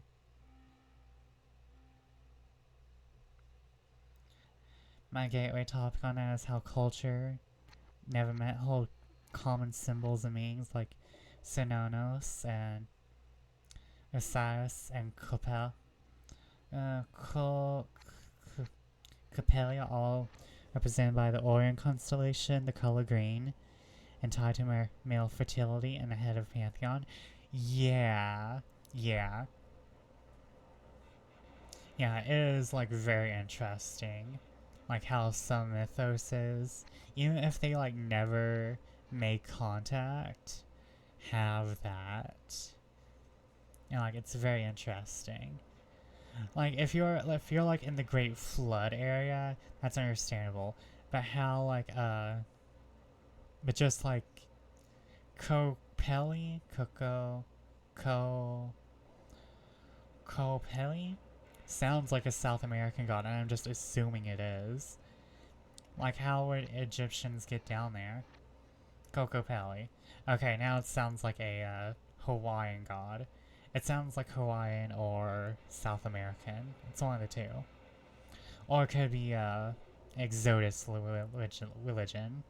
Though I don't think you'd be talking about an Exodus religion. Native American? Yeah. Yeah, that wouldn't make sense if it was something like an Exodus religion. But yeah, if it's a Native American, and then there's Osiris and Cernunnos. Yeah. Cernunnos and Osiris might make sense, because I think Cernunnos is Druidic, or within the Druidic line. So it's entirely possible that they met the Egyptians, but Cernunnos being like, no, Osiris has sort of horns. But, like, yeah, even, like... But Cocopelli being, like, so far away from that, yeah, that is interesting. Oh, I know who Cernunnos is. I'm a witch. Good, that's good. It's been many years since a child enjoyed the things my parents passed down to me. Yeah, there's the idea of a Proto-Indian European pantheon. Like a Pangea pantheon, basically. You know, I've never given this fellow a name. What do you think, Christian? Oh, what are we naming the, what are we naming the dog? Okay. What shall we name this dog? We're gonna name him...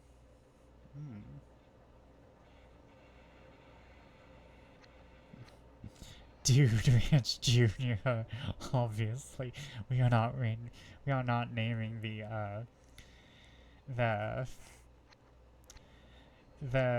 Iron Cast dog of trauma, Dude Ranch Jr.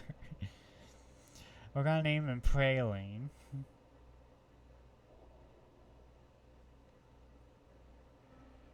Yes, the triplets.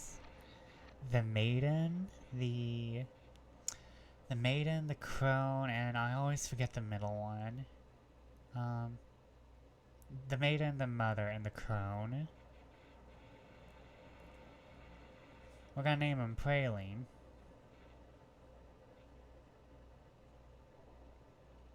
The maiden, the mother, and the crone that has become a staple of modern day witchcraft. Praline, perfect name for your dog. Abigail, I hope you got to eat a lot of pecans in your day. Mm. Pet the dog. Good dog, nice and cool. Can I sit through the pile of clay again? I don't want to further the story. Okay, let's go to the glossary. Oh, we got larks and katydids. Okay, okay. I like the triple goddesses. Not my kind of worship, but I like the symbolism.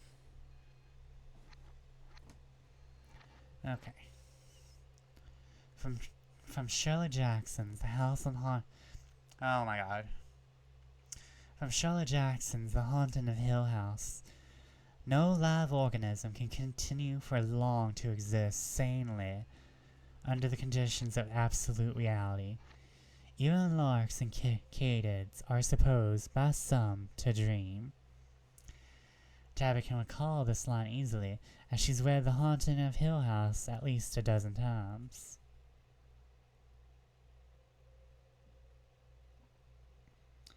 As a witch, is there a male equivalent to the Maiden Mother Crone?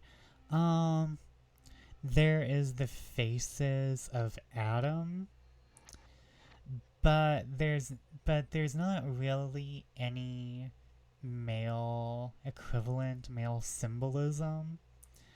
Usually what happens if you are choosing to worship one male deity, like in Wicca, I don't do Wicca, but I know of Wicca, they usually celebrate one male deity.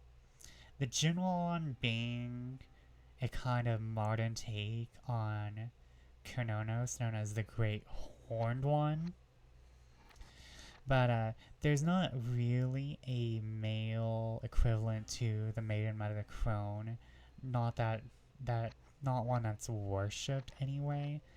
There is a trope called the Faces of Adam, which is very similar but not the same, because it's not really a thing about gods as much as it's a trope about a person or stages of a male's personality and or life. So there's not really a male equivalent. There could be people who do make their own male equivalents to that, but because it's usually not men associated with witchcraft, which I assume patriarchy things. I assume this might be because of Christian intervention in old writings, that there's not a lot of male witchcraft that deals with a male Maiden Mother Crone. And because we have certain tropes associated with maidens, there's not a male equivalent to a maiden. We have put maiden on a strange magical pedestal. Meanwhile, the mother and the crone, there's equivalents to that, but there is not a male equivalent to a maiden. In terms of what we have culturally put on the maiden. I'm looking at this from both a writing standard and a cultural standard. There's not a male equivalent to a maiden. Male youth is just treated so differently from male youth is treated so differently from female youth that there's not a male maiden. There's you can make your own maiden and there's probably some equivalent to the male maiden in the previous past, but I think because I said, it's the information we have is so old, it's so second, third, fourth hand, that we might not have an actual equivalent to it. Like you can apply maiden tropes to a man, but I think just because of how we treat witchcraft and women in witchcraft and maidens, and like how women and nature are just treated, there's not a maiden for men. Like you can try, but I just think we have associated like this virginal youth idea with women. And like that's more of patriarchy and sexism. And like I can go on and on because like I'm the type of person who does write male maidens, and I like the idea of the male maidens. Yeah, they're like the Fates, the Muses, the Norns, and so on. And you'll see there is a lot of triad goddesses. And like, whenever people don't find triad goddesses, they tend to form in modern circles.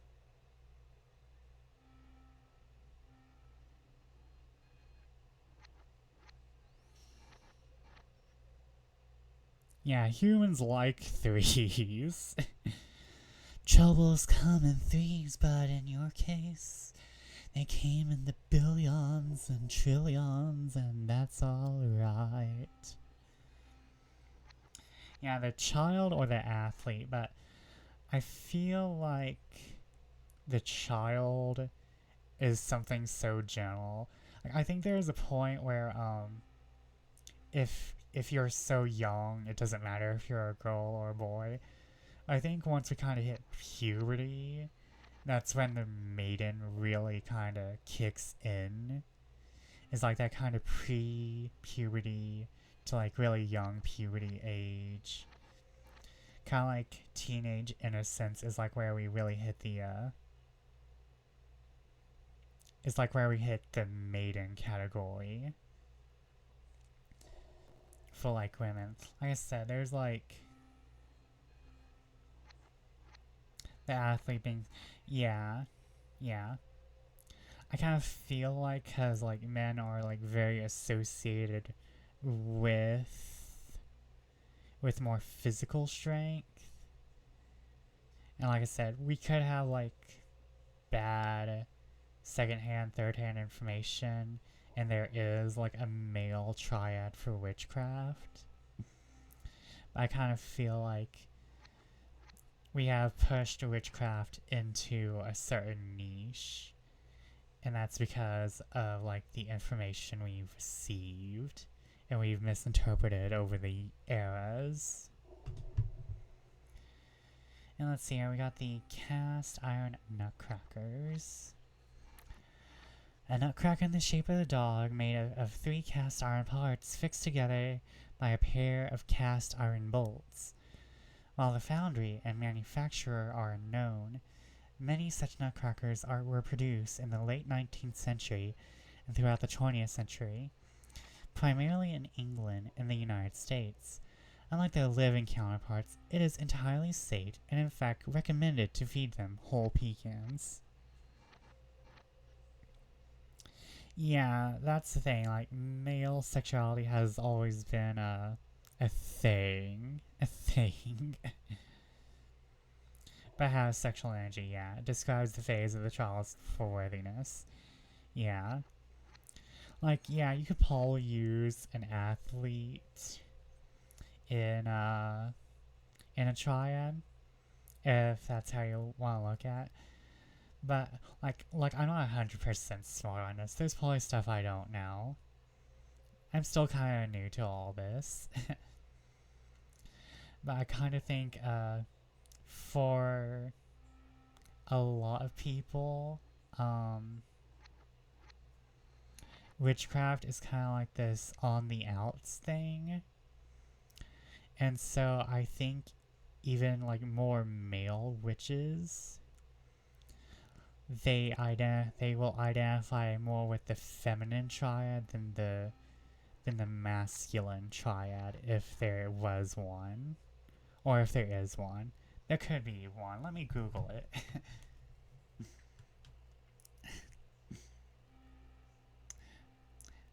Always Google it if you're...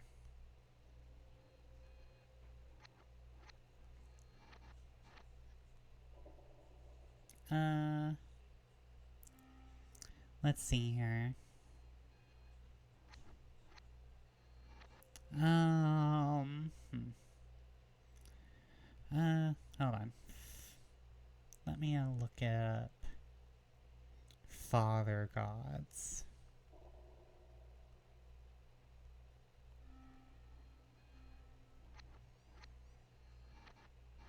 Yeah, I automatically looked at father god and they were like, the great horned one.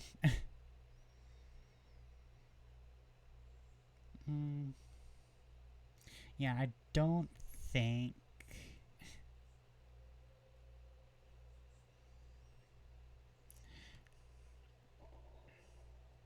Yeah, Ardenia was female and androgynous at the same time. Yeah, Diana is, yeah, I remember, like, some depictions of Diana being very, not spicy, but, peculiar. Virginal, but also more like, yeah, Artemis is definitely one of those people who are worked into a triad, even if they're not an actual triad. And like Artemis is a very popular choice.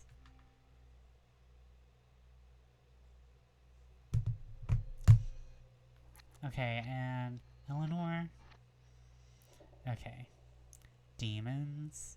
Okay, I think we all went through this. Oh no, no we don't. No we didn't. I don't think. In this context, demons refer to malevolent supernatural entities, most commonly associated with Christianity, either as residents of hell, sons of the devil, or other miscellaneous evil and blasphemous spirits. Particularly within Western countries with considerable Christian populations, I was about to say proportions. She rides a boar? Oh, okay, that's kind of cool. Which is sacred and forbidden for the hunt. I think you might like the Nier games, because you ride a lot of boars. Riding the boar is like one of my favorite things in those games. The idea of demons and demonic influence has entered secular consciousness as well as through fiction and pop culture. Within Christianity itself, the concept of demons and the extent to which they act upon humans can vary widely across denominations. Some churches believe demons are largely irrelevant to our lives, and others insist all humans live under the constant prevalent threat of demonic attack. Within evangelical Christian communities, demons are typically described in one of two ways. Either with a specific name identified as an individual demon with a storied history, or as a demon responsible for a specific sin or temptation. In this way, a possession could be attributed to a group of generic demons, such as the demon of pornography, or the demon of sodomy, or the demon of gambling addiction, in reference to the sins which a perisher is thought to have committed while under a demon's influence. Okay, and we got, I think we all got ghosts. Yeah, we all got ghosts. And we got some foxglove. A genus of flowering plants commonly known as foxglove for its slender, bell-shaped flowers. Common foxglove have a bright pink and purple hue, while also being an attractive plant for pollinators, making it a popular choice as an ornamental garden plant.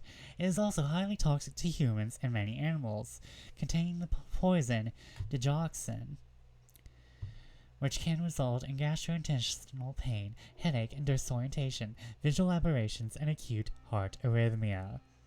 While digitalis plants and derived compounds have seen historical use in the treatment of heart conditions in humans, the application is inefficient at best, and in modern day, safer and more effective alternatives are available to that end.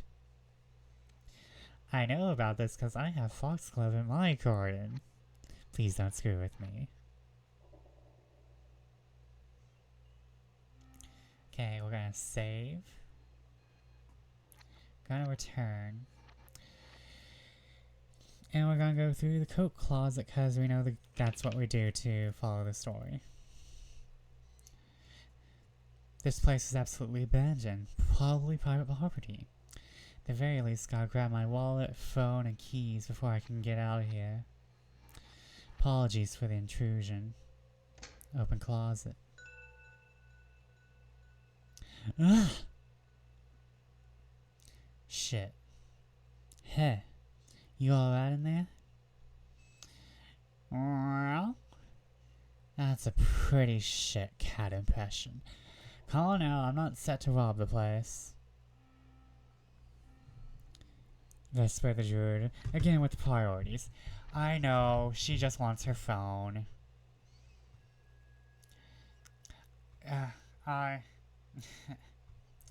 I'm tempted to just skip through all this because, like, we've been through all this. But also, Mytherion is here and I wasn't here for the previous one. And do I have the VOD up? I think I have the VOD up on my YouTube. So, I think I may just, skip through all this. Oh no, I made a screenshot. Okay, okay, you don't mind? Okay. Save. Yeah, because this is just mostly a repeat with, I guess, new events. Okay, hold up. Can I just press enter? Out.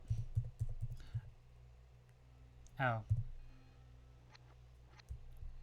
Self-voicing disabled. Oh no. Okay. You didn't hear that. Can I? Is there a skip?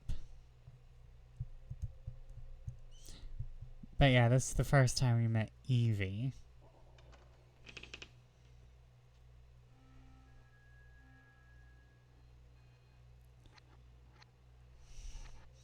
Evie died when cell phones weren't a thing, I think.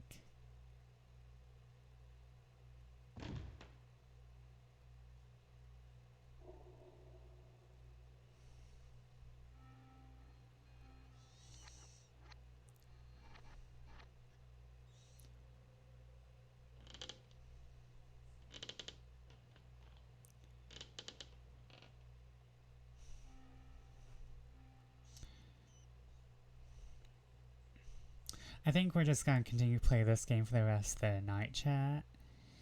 Because, I don't want to go ahead and start, and continue, touch starved while we still have plenty of this game to play.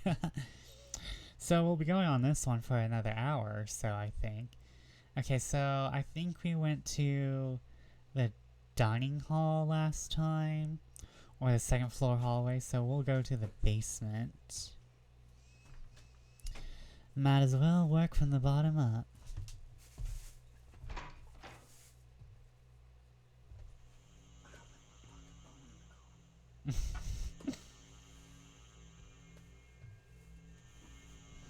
The short hallway leading downstairs seems a bit clearer than the entryway, and there's a dim glow coming from the old lamp by the staircase.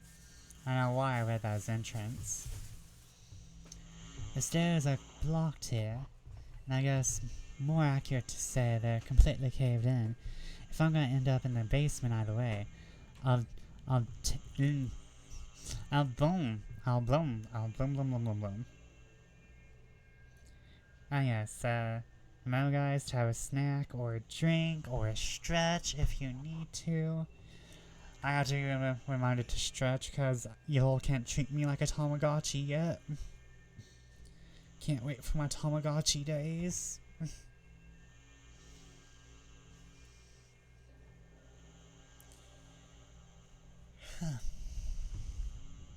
I'll take the gradual descent. There's an old portrait hanging up at the top of the stairway. Well, old by relative standards anyway, maybe 20 or 30 years. There's a man sitting uncomfortably in a three-piece suit, and at first I thought it was a reproduction of an older vintage photo, one in black and white. But it turns out it's just extremely drab, and what little color was there to start with has faded over time. Tabitha out here throwing shade at this photographer who can't just take a picture in peace. It's like, wow, this thing had no color to begin with, did it? This thing needs some saturation. This thing needs some saturation. Oh, that's what we get for bringing a southern girl into a haunted house. It's like this bitch just going bless your heart at every corner. And then there's his face. What is wrong with his face? Someone scratched or torn away the face from the canvas and splattered red paint to cover the man's entire head. You might think this is a warning flag or something ominous, but listen, I've been in a lot of haunted houses in my life. There's always some asshole breaking in and vandalizing shit, writing creeping messages or staging scenes to scare people who follow in after them. I doubt it's much more than a sign of ghosts than finding empty cans of PBR tossed on the ground in an empty lot. Whoever took this obviously had no skill, right? Oh my god. Whoever took this photo lacked anything. It's like, no skill, no maidens, no whiz. Just nothing. You have nothing, sir. That, or it's something that somebody did before the house was abandoned. Shit, if my old man had a portrait of himself hanging in our house, I would done ripped it the face out a few times over by now. Honestly, it would have been therapeutic. Underneath the portrait, there's a faded nameplate that's stupid of me. Underneath the portrait, there's a faded nameplate that's been scratched through, but it's still easily legible. Christian Larkspur is the man's name, apparently. Hard to tell much about him from this picture other than it seems like he wants to get out of there as soon as he can. You and me both. You get nothing. You lose.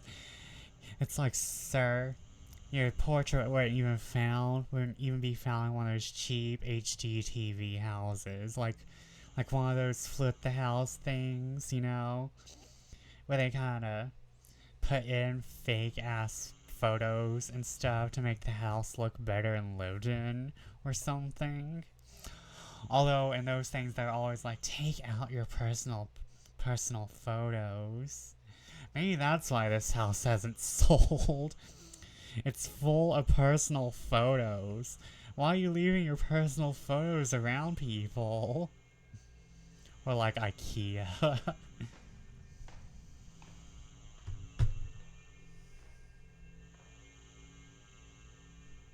What is this? Fortunately, the basement has enough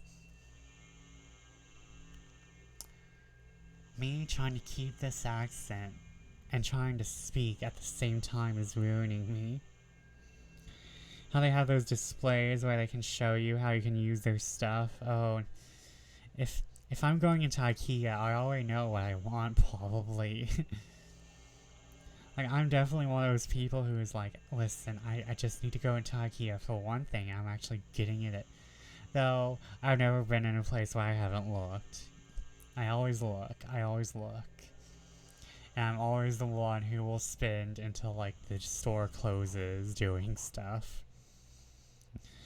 IKEA sounds like a wonderland, honestly. I would like to go to an IKEA. Like, they have food in, like, this furniture store. Fortunately, the basement has the necessity of every terrifying childhood memory. Bare light bulbs hanging from a chain with a pull cord switch some 10 feet away. and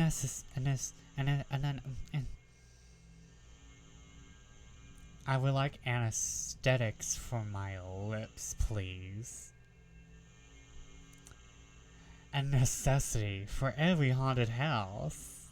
The bare light bulb and the hanging switch. And the necessity for every house, an OSHA violation. It's still too dark to see every corner, but there's just a narrow hall ahead, just a bit wider than the stairs, or at least that's how it seems at first. Halfway down this narrow corridor, there's an opening between two metal shelves that leads deeper inside.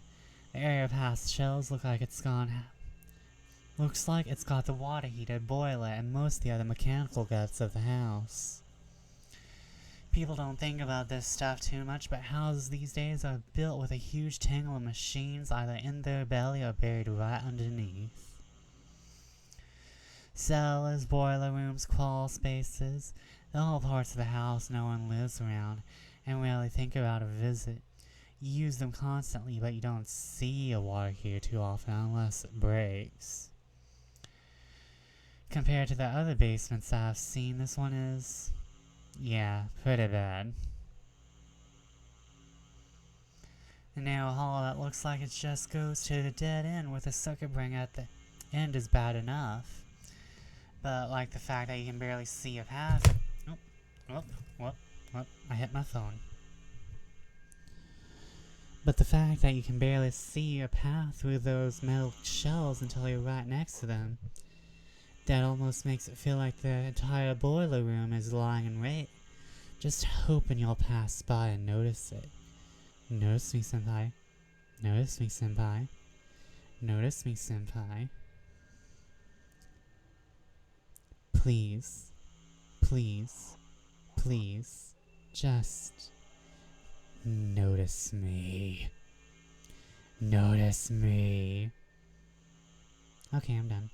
I'm done. Notice me! Boiler Room Senpai wants to be noticed. Or well, Boiler Room Kuhai wants to be noticed. Poor Boiler Room Kuhai. Just wanting its notice from Senpai. Ooh. You see, this is what is happening when I'm not trying to be intelligent. I'm doing this.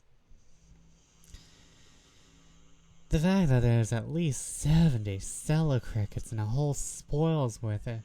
A whole spoof. A whole spoof. A whole swoon. A whole bleh. A whole spoil. I'm taking so much psychic damage trying to pronounce words. Oh my god.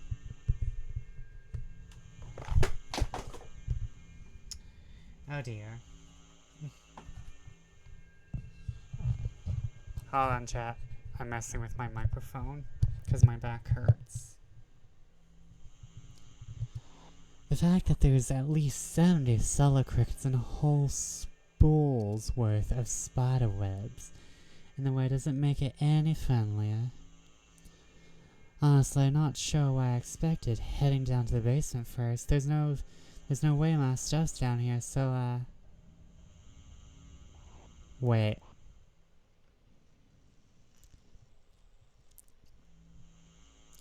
Those are my boot webs in the dust. Looks like some of the cobwebs got cleared up around here, too. Sounds like your basement. I hate to tell you this, but you might need an exorcist. The exorcist or whatever's basement. Well, I was gonna say something that left me. Well, don't leave me. I just knew not to say it.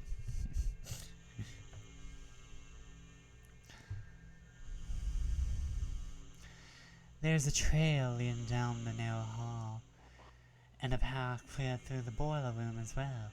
Unless someone was traipsing around here in size 11s, as Paul down here earlier tonight. Oh, now that's not a part of the decor. I don't think anything in this sort of basement should be part of the decor. This is the room you don't show on the walkthrough on the HGTV crew. This is the part of the tour where they're like, oh, we keep the dead bodies down here, don't worry, move on, carry on. This is the room that all the interior designers ignore. It's slasher film core. It's the newest trend on Tumblr. It's like you got the nice creepy basement, you got this little candle over here. It's perfect slasher film core. Took a minute for my eyes to pick it out in the dim light, but there's a clipboard on top of the circuit breaker box. It's also mine, unless someone else here has also got bright pink translucent clipboard covered in leopard seals and whiptail lizards. Alright, what the hell is this doing? Ah, fuck, that's right. Oh, head. Starting to remember at least. Let's see what's in here. I don't remember the details yet, but at least now I'm pretty sure there's a job. I'm here as a job, not as a result as another bar crawl with Shaz. Honestly, that makes me feel a hell of a lot better about my world's prospective survival, if nothing else. Investigating allegedly haunted houses isn't as bad as most people might think. The way we do it, with the lips. The way we do it, it's full of shit, granted, but it's not a bad job.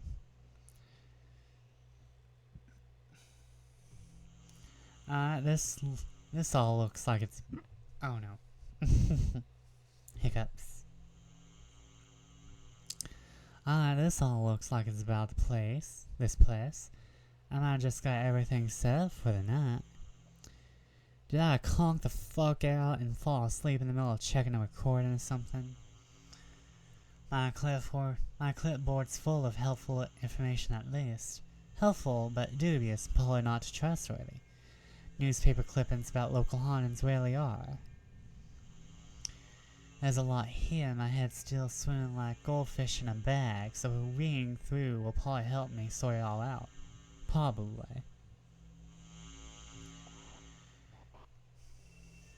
Ooh, we got a glossary about the leopard seals. Hold on, we gotta read about the leopard seals.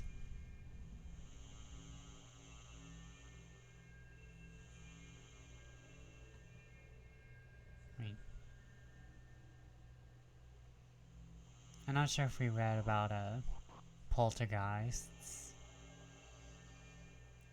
Leopard seals are one of Tabby's favorite animals. She appreciates their teeth and the way they look. Hold on. She appreciates their teeth, the way they look like sea monsters when they swim. I feel that, Tabby. I feel that. See, we're on the glossary, so I don't think we read about poltergeists, but I know about poltergeists myself. On southern accent. A poltergeist is a type of spirit, or perhaps more accurately, a broad phenomenon, which involves the movement of physical objects or the creation of sounds without any natural explanation. Spoons rising into the air and flying across the room, knocking inside walls, chairs moving on their own in circular patterns, and doors slamming shut abruptly are all common examples of poltergeist phenomena. Two popular paranormal theories to exist: poltergeists, spiritual activity, and psychic manifestation. The former theory holds that ghosts, demons, or other supernatural entities cause poltergeist phenomena by acting on physical world through unknown spiritual means. The latter posits that rather than ghost or spiritual activity, poltergeist activity is the result of telekinetic powers manifesting in a member of an afflicted household. Teenagers, particularly teen girls, are indicated as the likely sources of this psychic activity under this explanation. Which kind of goes back into the maiden and puberty deal that we were talking about earlier. It all circles back, it all circles back. But this second explanation is what I hear more for poltergeist activity, is that it's psychic manifestations, and that's kind of like the entire story for Carrie, I think. Carrie is also about female rage, which we should all read about. Okay, wait, is there anything else? Glossary. Notes.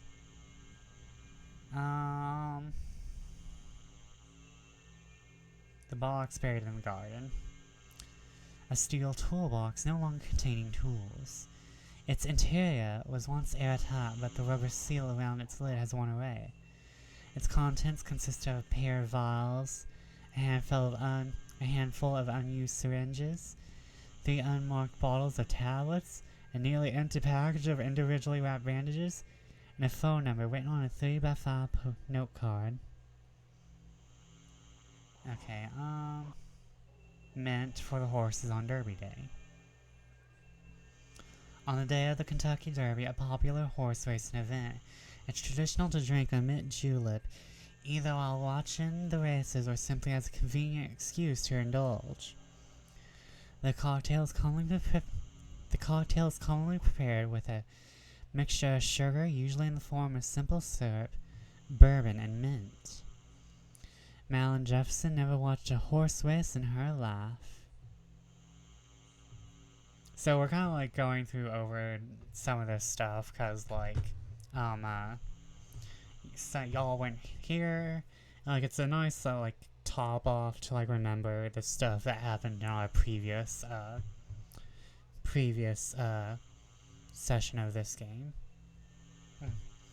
I'm stretching. Cause the neck's still hurty.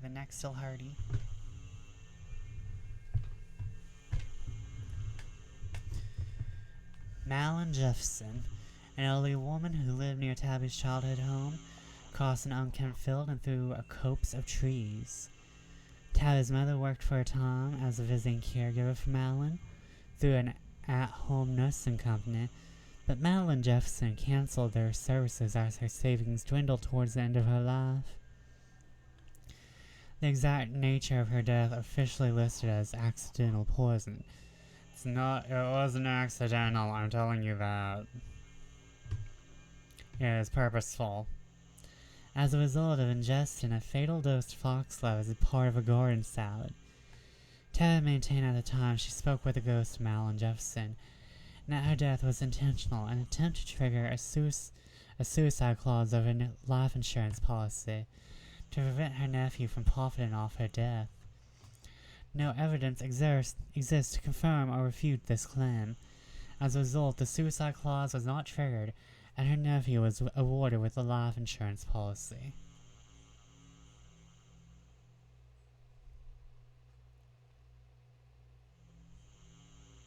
And we're going to read about the old portrait as well.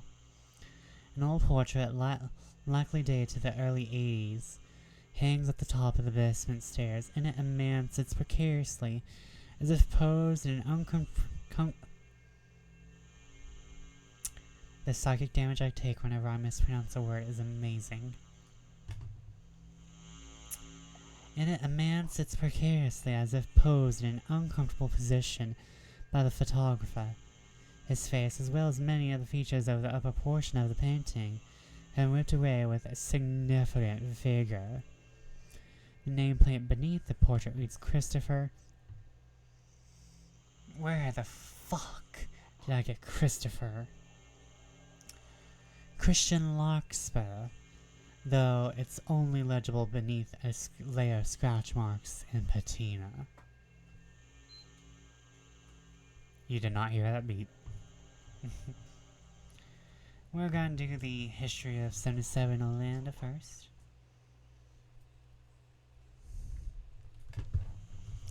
I'm in the Larkspur house at 77 Oleander, just a few blocks north of downtown. It's been officially abandoned since the 90s, I think 92 specifically. You're going to have to start making death saves the amount of psychic damage you're taking. Yeah. I just have an extra resistance due to the fact that I can tell the future. I have resistance, but that doesn't mean it stops hurting. The things we know about the house for sure are pretty limited. It belonged to the Larkspur family since about the early 20th century. Built 1929. Let's see. Stayed in the family for a few generations up until all the Larkspurs died inside of about 2 years. The former owner of the property was Bertram Larkspur. The property's only other official resident at the time, it was his grandson Christian. Probably his picture with the face torn out that's hanging by the stairway. Things get messy after that. Gary and Christian both died sometime in 1992, a few months apart. The obituary I found for Chris puts him in the ground in September, but another report has him dead in May. Either way, Garrett Larkspur died of congestive heart failure in November of that year, and the house stood abandoned since then. Ooh. Oh, this is interesting.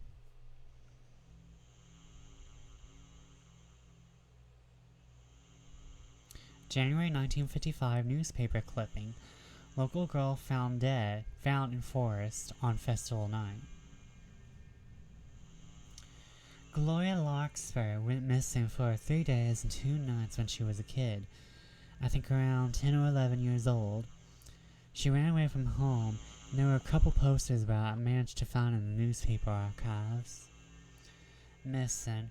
Gloria Larkspur, light brown hair, shoulder-length spotted dress. Last seen walking southbound on Oleander Avenue, alone the night of January 3rd. Identifying features include a mole above her left eyebrow, birthmark on back of left shoulder, long bruises across her right upper arm, scar on left elbow. Girl, what have you been through? Girl, what have you been through? Like, that's only 2 things that were inflicted upon her, but that's 2 things too much. No idea who made these or posted them, but they got sent to the newspaper and printed there at least once. Gloria was officially missing on January 3rd when Garrett Larkspur called the police and demanded that they search for his daughter. No indication of whether they took him seriously or not, but either way, Garrett got about 20 families from his church together to search the town for her the next morning. They found her the night before a local seafood festival when a vendor tried to dump a few trays of spoiled shrimp in the woods behind the fairground.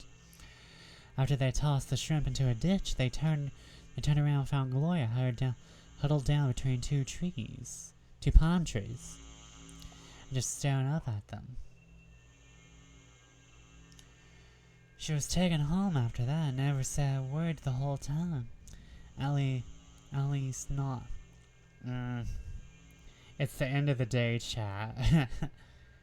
At least not that's on the record. At least not that's on the record. I never said a word the whole time. At least not that's on the record. Yeah, it was silent too, and there's no other mention of this or while Gloria ran off in anything I could find. Not that you'd expect people to commit all their personal business to public record, of course. This was a year after Garrett's wife died, so Gloria had lost her mother not too long before this happened. Apart from speculating about that, I don't know why she chose to run, and why she ended up coming back without a word after someone found her. That missing persons poster. It lists a huge bruise as an identifying feature. I don't think that's just playing around the neighborhood or falling off. Hold on. I don't think that's just from playing around the neighborhood or falling off a fence post. Hmm.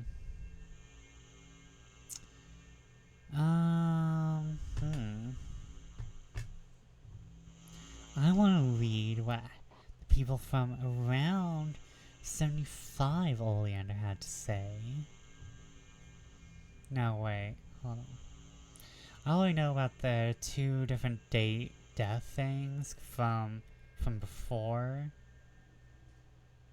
Let's look at the realty records. A few people tried to purchase 77 Oleander after Garrett Lockspur's death. There was a development company that just backed out after doing some surveying around the street. Then a bed and breakfast that took a few looks and backed off. At one point a tattoo parlor, I think. Currently it's listed as a historic home by the city. That's not the same as the designation they gave to historic sites marked for preservation. Basically nobody wants to buy it, but it's also got some basic protections from demolition on the off chance that someday there might be money to turn into your house museum or something. Or maybe they've just been waiting for some assholes with some spare time and no concern for OSHA violations to pop in and poke around for ghosts here. Who can say? Okay, we're gonna listen to the statements. No, let's look at this obituary. Garrett Bertram Lockspur died of congestive heart failure sometime during the night November 1st, 1992. He was found the next morning by a neighbor who was planning to come by with some biscuits and a squash casserole, but received no answer at the door or over the phone. Yeah, this is the South. This is the South. Biscuits and squash casserole sounds so southern. I just can't even. Do not ask me how I know. I just know. Biscuits and squash casserole. Yep, southern. There's a handful of sentimental anecdotes crammed in here about the different times Garrett gave money to his church, the ways for his family, then a huge one at the end about how he spent his last of his days isolated up on the 2nd floor of his house while he grieved his family. Outpouring of grief as beloved church member, neighborhood fixture dies in his sleep. That's the article printed in the same issue as his obituary. Sadness fell in this community which Garrett provided for so generously in life cannot be but a shadow of the sadness he must have felt in his final days. Seeing his daughter and his only grandchild die so close together while he, powerless to protect them, lived on. His grief must have been unbearable, and we all pray that the Larkspurs are finally in death together at peace. Oh no, oh no, oh no. From what we've seen of Christian, he did not want to be with these fucks. I hope Christian is beating them to death, honestly. And I hope Christian is in hell beating them all to death. Well, Christian is heaven and these 2 fucks are in death. Finding out that the guy who treated his daughter like a dead log he had to haul around was also a respected member of the community is the least shocking shit you can read. No idea what his relationship to his grandkid was like, but Garrett was an unholy terror to Gloria when she was growing up. Especially back then, that level of abuse could get swept away in a heartbeat if everyone showed up on Sunday dressed right for the morning service. I'm getting kind of pissed off now, thinking about how he outlived the rest of his family. Actually, I do not remember notes. How he treated Gloria. That's new information to me. Hold on.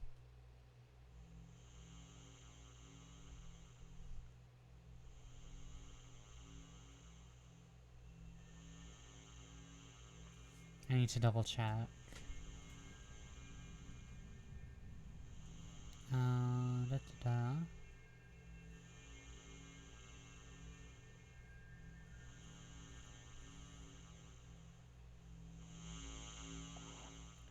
I don't. I think if I knew that before, it was very little. We'll listen to the statements. There's not much in the way of gossip or rumors from the people. Yeah. From the people who actually knew the Larkspurs. At least not that you can find buried under the mountains of rumors from people tossing theories around secondhand. I did manage to talk to someone who grew up alongside Gloria Larkspur in the house next door, though. She lives across the city now and her memory's not all clear, but she went out for a while and I heard a few things that stood out. She went on for a while, not out. To start, Gloria was always shouting at her father when she was a kid. This neighbor made it sound like she was a difficult child and always a problem for poor, struggling single dad. Which is why she didn't even bat an eye or break her cadence when she talked about the way Garrett would have no choice but to wrench her arm and drag her back into the house sometimes, or how he accompanied her to school and volunteered to make sure she kept up her grades. She claims he only twisted her arm a couple of times, which might be true, but the neighbor also said Gloria could never get in trouble because Garrett wouldn't allow it. Her dates are all over the place inside the family home, all the way through high school. If there was any place that Gloria frequented around town, Garrett would introduce himself to the proprietors and bring them into his circle of friends. The neighbor told me this like it was some kind of quaint town gossip. Like, can you believe how embarrassed Gloria must have been to go out dancing and see her father there talking to the owner of the dance hall all night? But it sounds fucking miserable. From the sound of it, Gloria was under surveillance almost every day growing up. And then even after she got married, she stayed here in this house until her death. And then she said something odd. It's one of the only things I wrote down verbatim in that interview.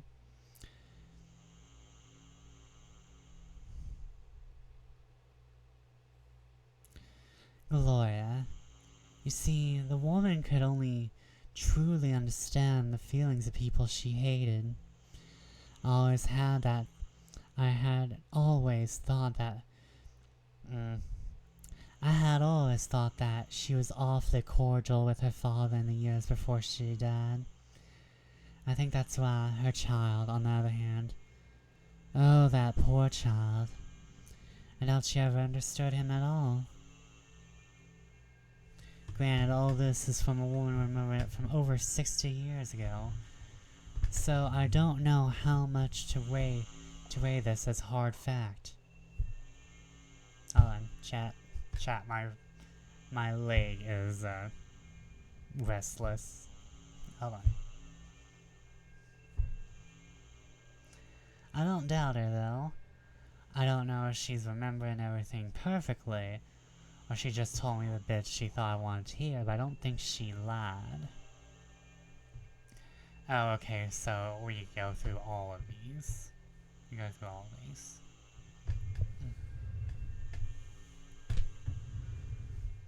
Tragic death of young congregate prompts acts of charity is the first mention of Christian Larkspur's death. It's not actually much about him, though. It's small, late page filler story from 92 about Garrett's church and neighbors coming together and giving him food, offering to fix up the house, clean his yard, stuff like that. The reason given for all this is the tragic sudden death of the youngest member of the Larkspur family. And that's the only mention of Christian there in the text. Found dead early last week is as specific a time frame as we can get. And based on the date of the article, that sets it as the first or second week of May 1992.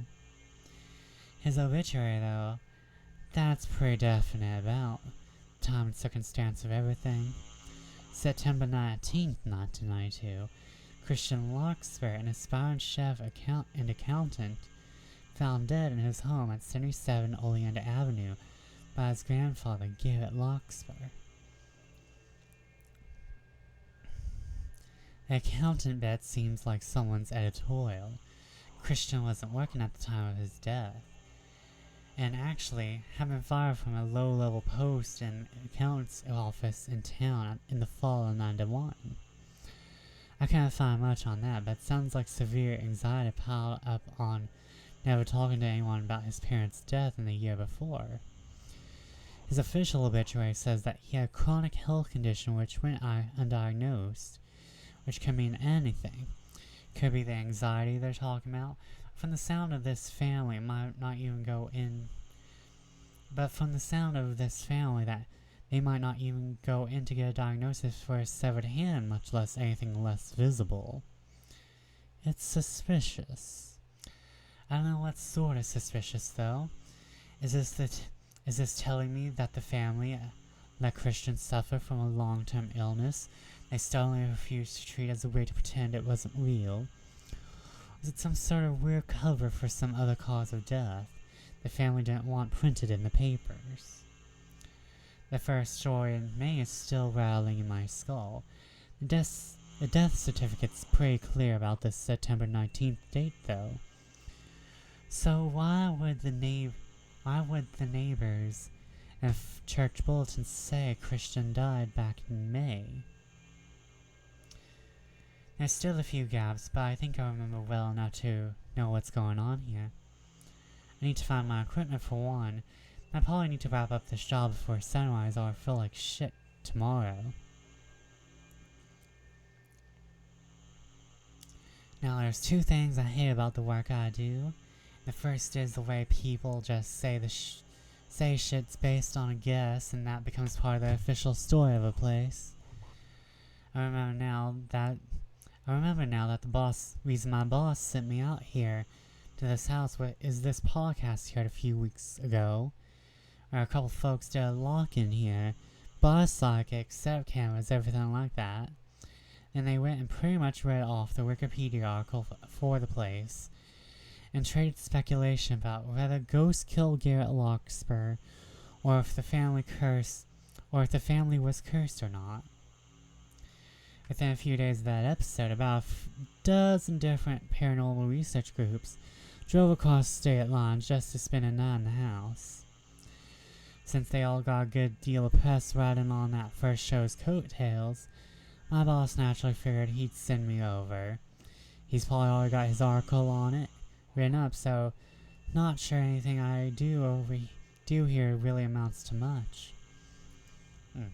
Sorry, chat. Sorry, I can't talk anymore.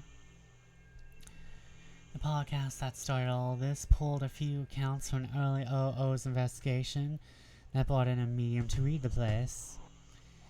He spent most of the time saying he got nothing, then towards the end started gushing about a curse on the family. If you go look up anything on the Larkspurs nowadays, that medium's account is really all you're gonna find apart from county records and their obituaries.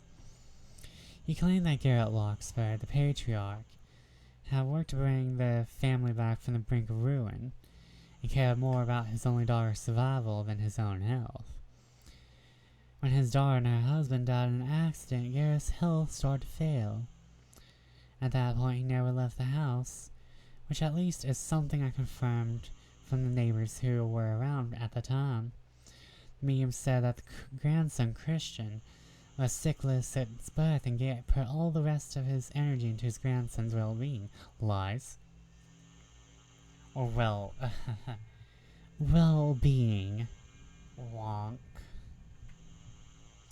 When Christian succumbed to his illness in '92, allegedly Garrett stayed up in his room until he died in his sleep one night.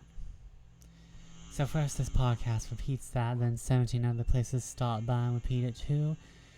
It gets published on a few sites, and suddenly that's the official account, somehow. And maybe it is. I just hate how easily the stories of houses and people get crushed down into shit like Ouija board sessions or static on a recorder or shit some medium spouts off the cuff. The folks who followed in on that initial wave added all sorts of strange bits to the story too. One insists there was a lonely old woman in the kitchen. Somebody claimed there was demons in the boiler room. Fuck, have you been into a boiler room? It's like the junk drawer of demons. Whether they're there or not, that's not exactly where you find them if they're around. That's exactly where you find them if they're around. Hey, Woman Goddess. I hope you're having a good night. We are going on for about, I'm gonna say 10 more minutes. Okay, if I was in the middle of setting up readings down here, the camera should be somewhere nearby.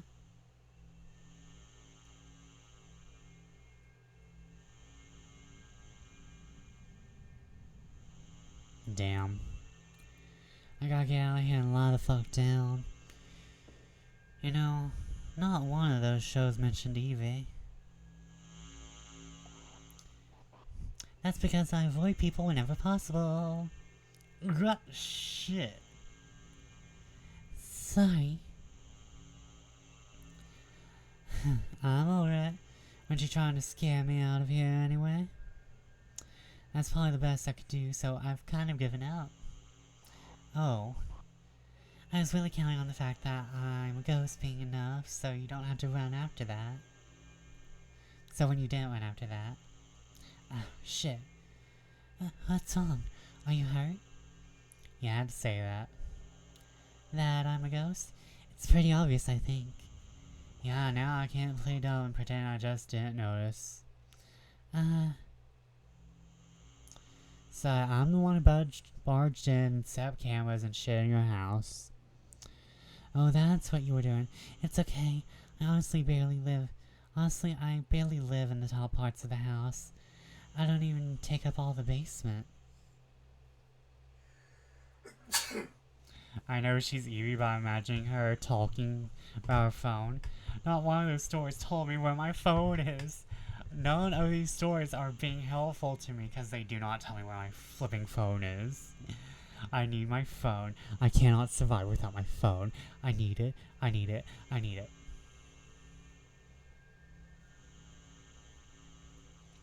Still, if you want, I'll get rid of all the tapes that catch you on them.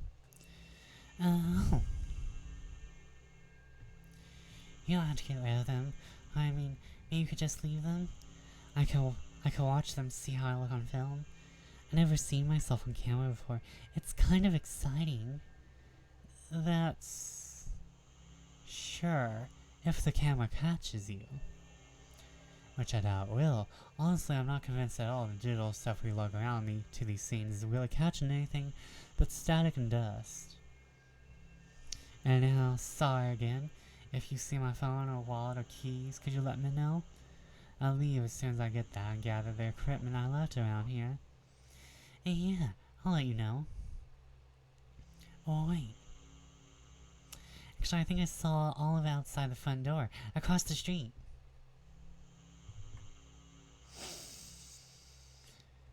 I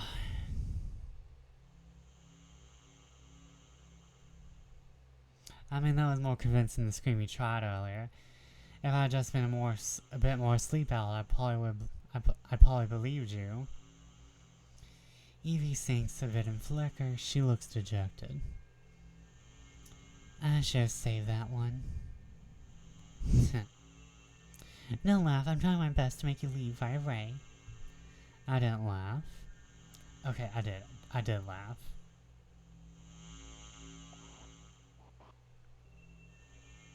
You sound pretty cute when you're upset, so it's hard to keep a straight face. We got a ghost fucker here. Let's be straight. We have a ghost fucker here. Oh no, I'm in front of Evie. I never noticed. Let me, Though I'd fuck ghosts too, to be real. If there was a ghost hot enough, I'd fuck them. I mean, I'm kinda into ectoplasm.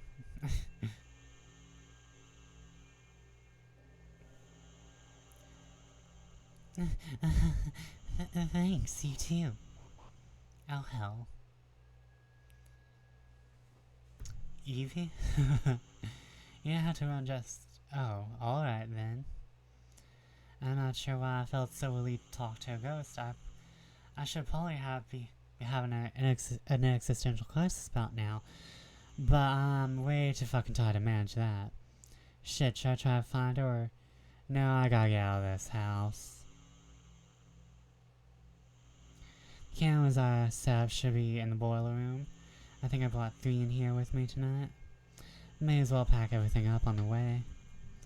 I grabbed my clipboard and hooked it onto the carabiner out on my belt. Not stylish, but it's a pain to hold on to while I'm looking around. Now, time to go through a stack of metal shelves and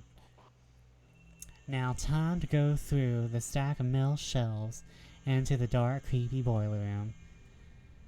I guess past Tower did it just fine though, so nothing to worry about.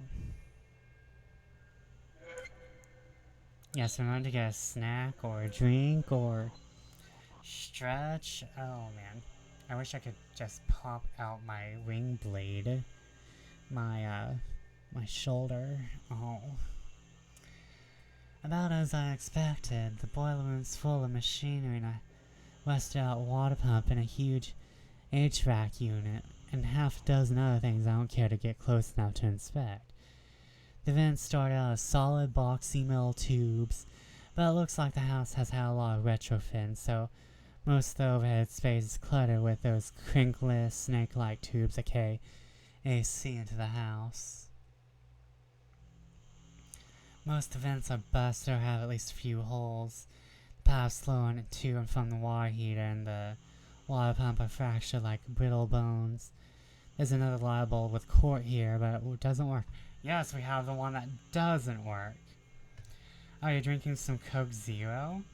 Do you know they have carcinogens in them?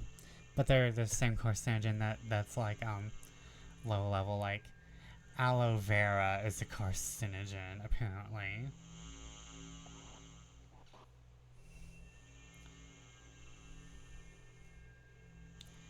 When I said that boiler rooms are full of demons, I meant it. Not that I understand what demons are, but boiler rooms kinda like the guts of the house. If they're right in the walls of the nerves, and the boiler room's its heart and lungs. It's like you're walking through the rot of a corpse. Obviously not literally a corpse. Probably most of that's just me projecting the idea of a living organism onto the house, but even so. A house with a running boiler and HVAC feels alive. A house with a broken set, especially covered in dirt and cobwebs and rust, feels dead. And I guess that's a place you expect to find demons if you're ever gonna see one. I'm probably wrong. They probably show up in plain sight and never bother with a rusted out husk like this. It's not like that logic keeps me from feeling like there's something in the shadow of that boiler though. I can't find a light that works, so I'm stuck relying on what Lil poured in from the metal shelves in the hallway outside. Fortunately, I'm a low-effort motherfucker and set the first camera right up near the entrance. Alright, let's see. Hey, Evie. I'm about to check the video on this one if you want to see. Oh, yes, if that's okay. Yeah, come on, I'll put it on the screen. Don't expect much, though. I'm pretty sure you won't show up on any of these. Why not? You really think a camcorder can catch a ghost on film? I just assume camcorders have gotten a lot fancier in the past 30 years. Wait, but then, if you don't think it works, then why did you set so many of them out? I just shrug and fumble with the camcorder in my hands as I try to get into its playback menu.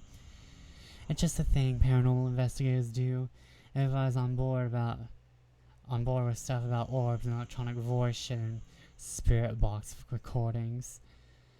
Stuff that's all easy to get as evidence no matter where you go or what you do there. Oh, I've heard of orbs. I happen to be one. Yes, we know, Evie. We know. You're an orb. You have a lot of personality, Evie. She actually does have a lot of personality for an orb. No, I feel like they could have made their own orb. This anime asset kind of sticks out. It's like my only complaint with the game is that they got the most anime asset orb ever. This looks like a soul someone would eat. And yes, I just said that. She sounds pretty proud of herself for that one. I'm pretty sure all the orbs we catch on camera are dust or bugs like that. You're real, I doubt the evidence people publishes. You don't believe in that? I've seen a lot of people here with voice recorders and things and cameras too. Do you mean that none of them caught a picture of me or had me talking to them? The last show I heard of who came by said that they got a voice on record that said its name was Nancy and then muttered something about babe is in fire. And that stuff you said? Maybe? I was telling them about Nancy Drewbecker I was reading at the time. Liar. You can't prove that. Fine, you want to see this video or not? Yes, let me come see. Alright, hold on, don't crowd in.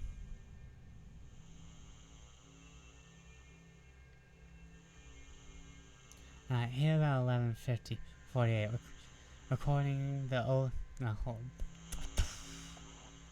Alright, here around 11:48 p.m., recording at the Oleander Avenue Ghost House, starting the third camera survey.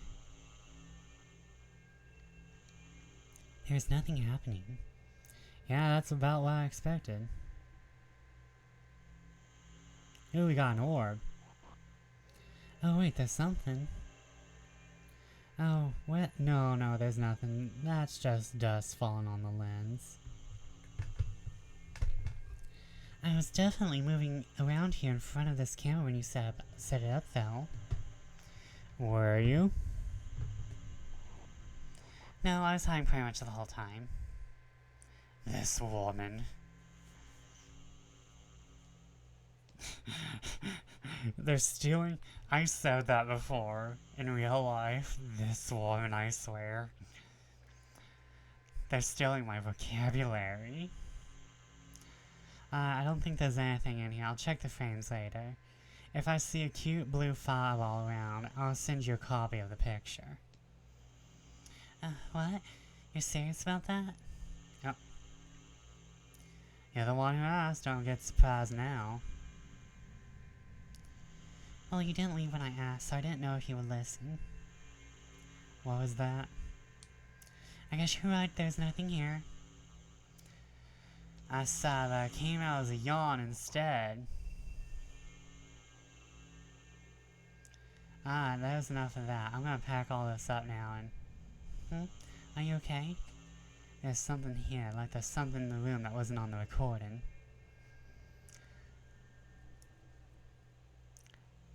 The light from the hall was too dim to make anything else, so I shone the camcorder's flashlight across the room.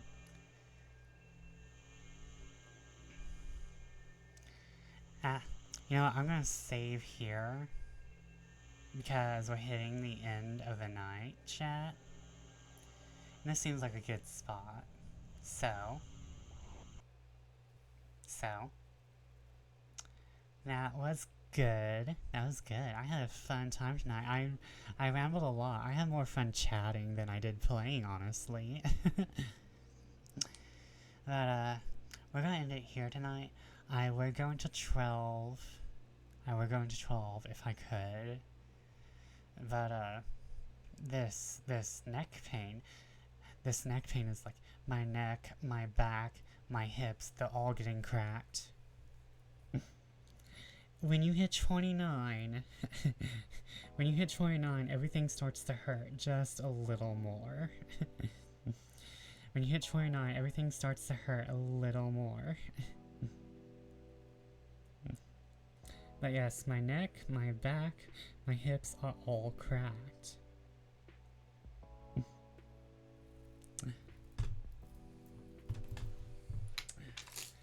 But I'd like to thank you all for joining me tonight. I hope wherever you are, your fate has been changed for the better. If it's been changed for the worse, I'm sorry, that's on you, not on me. Let me unpin. Can I unpin this? I would like this to be unpinned.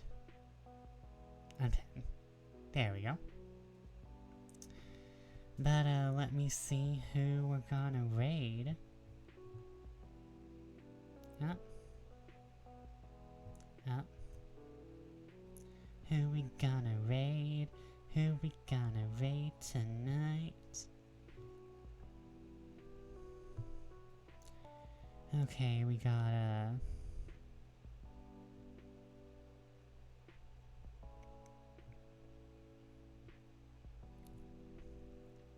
we got Biscuits, we got Lethal,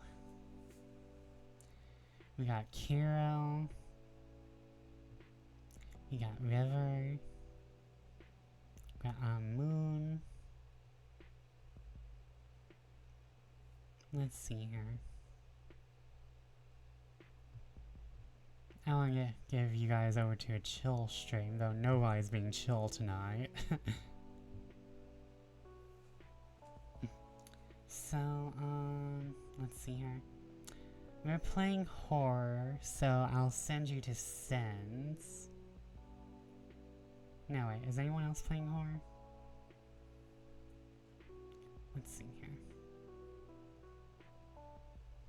You know what? I think I saw someone playing on 77 Oleander Avenue earlier, so maybe. Is it just me? Oh, it's just me. Okay. It's just me. I'm sad.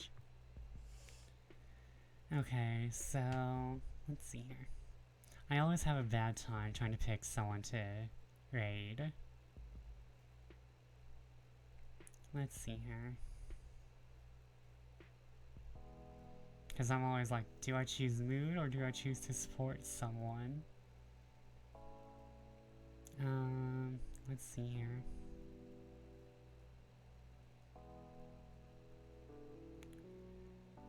Okay, I think we're just gonna...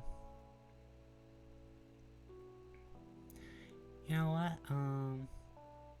we'll raid someone who I haven't raided before. I actually haven't watched any of their content, I just watched them because they have an interesting model and theme. And I really like her cute model and theme. So, we're gonna raid, Miss Lala.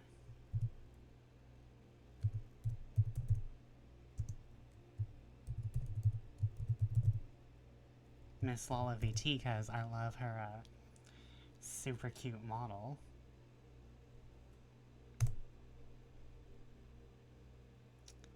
So, thank you all for joining me tonight. I hope I have changed your fate, and wherever you are, from the sacred void, I wish you a very good fate. Good night.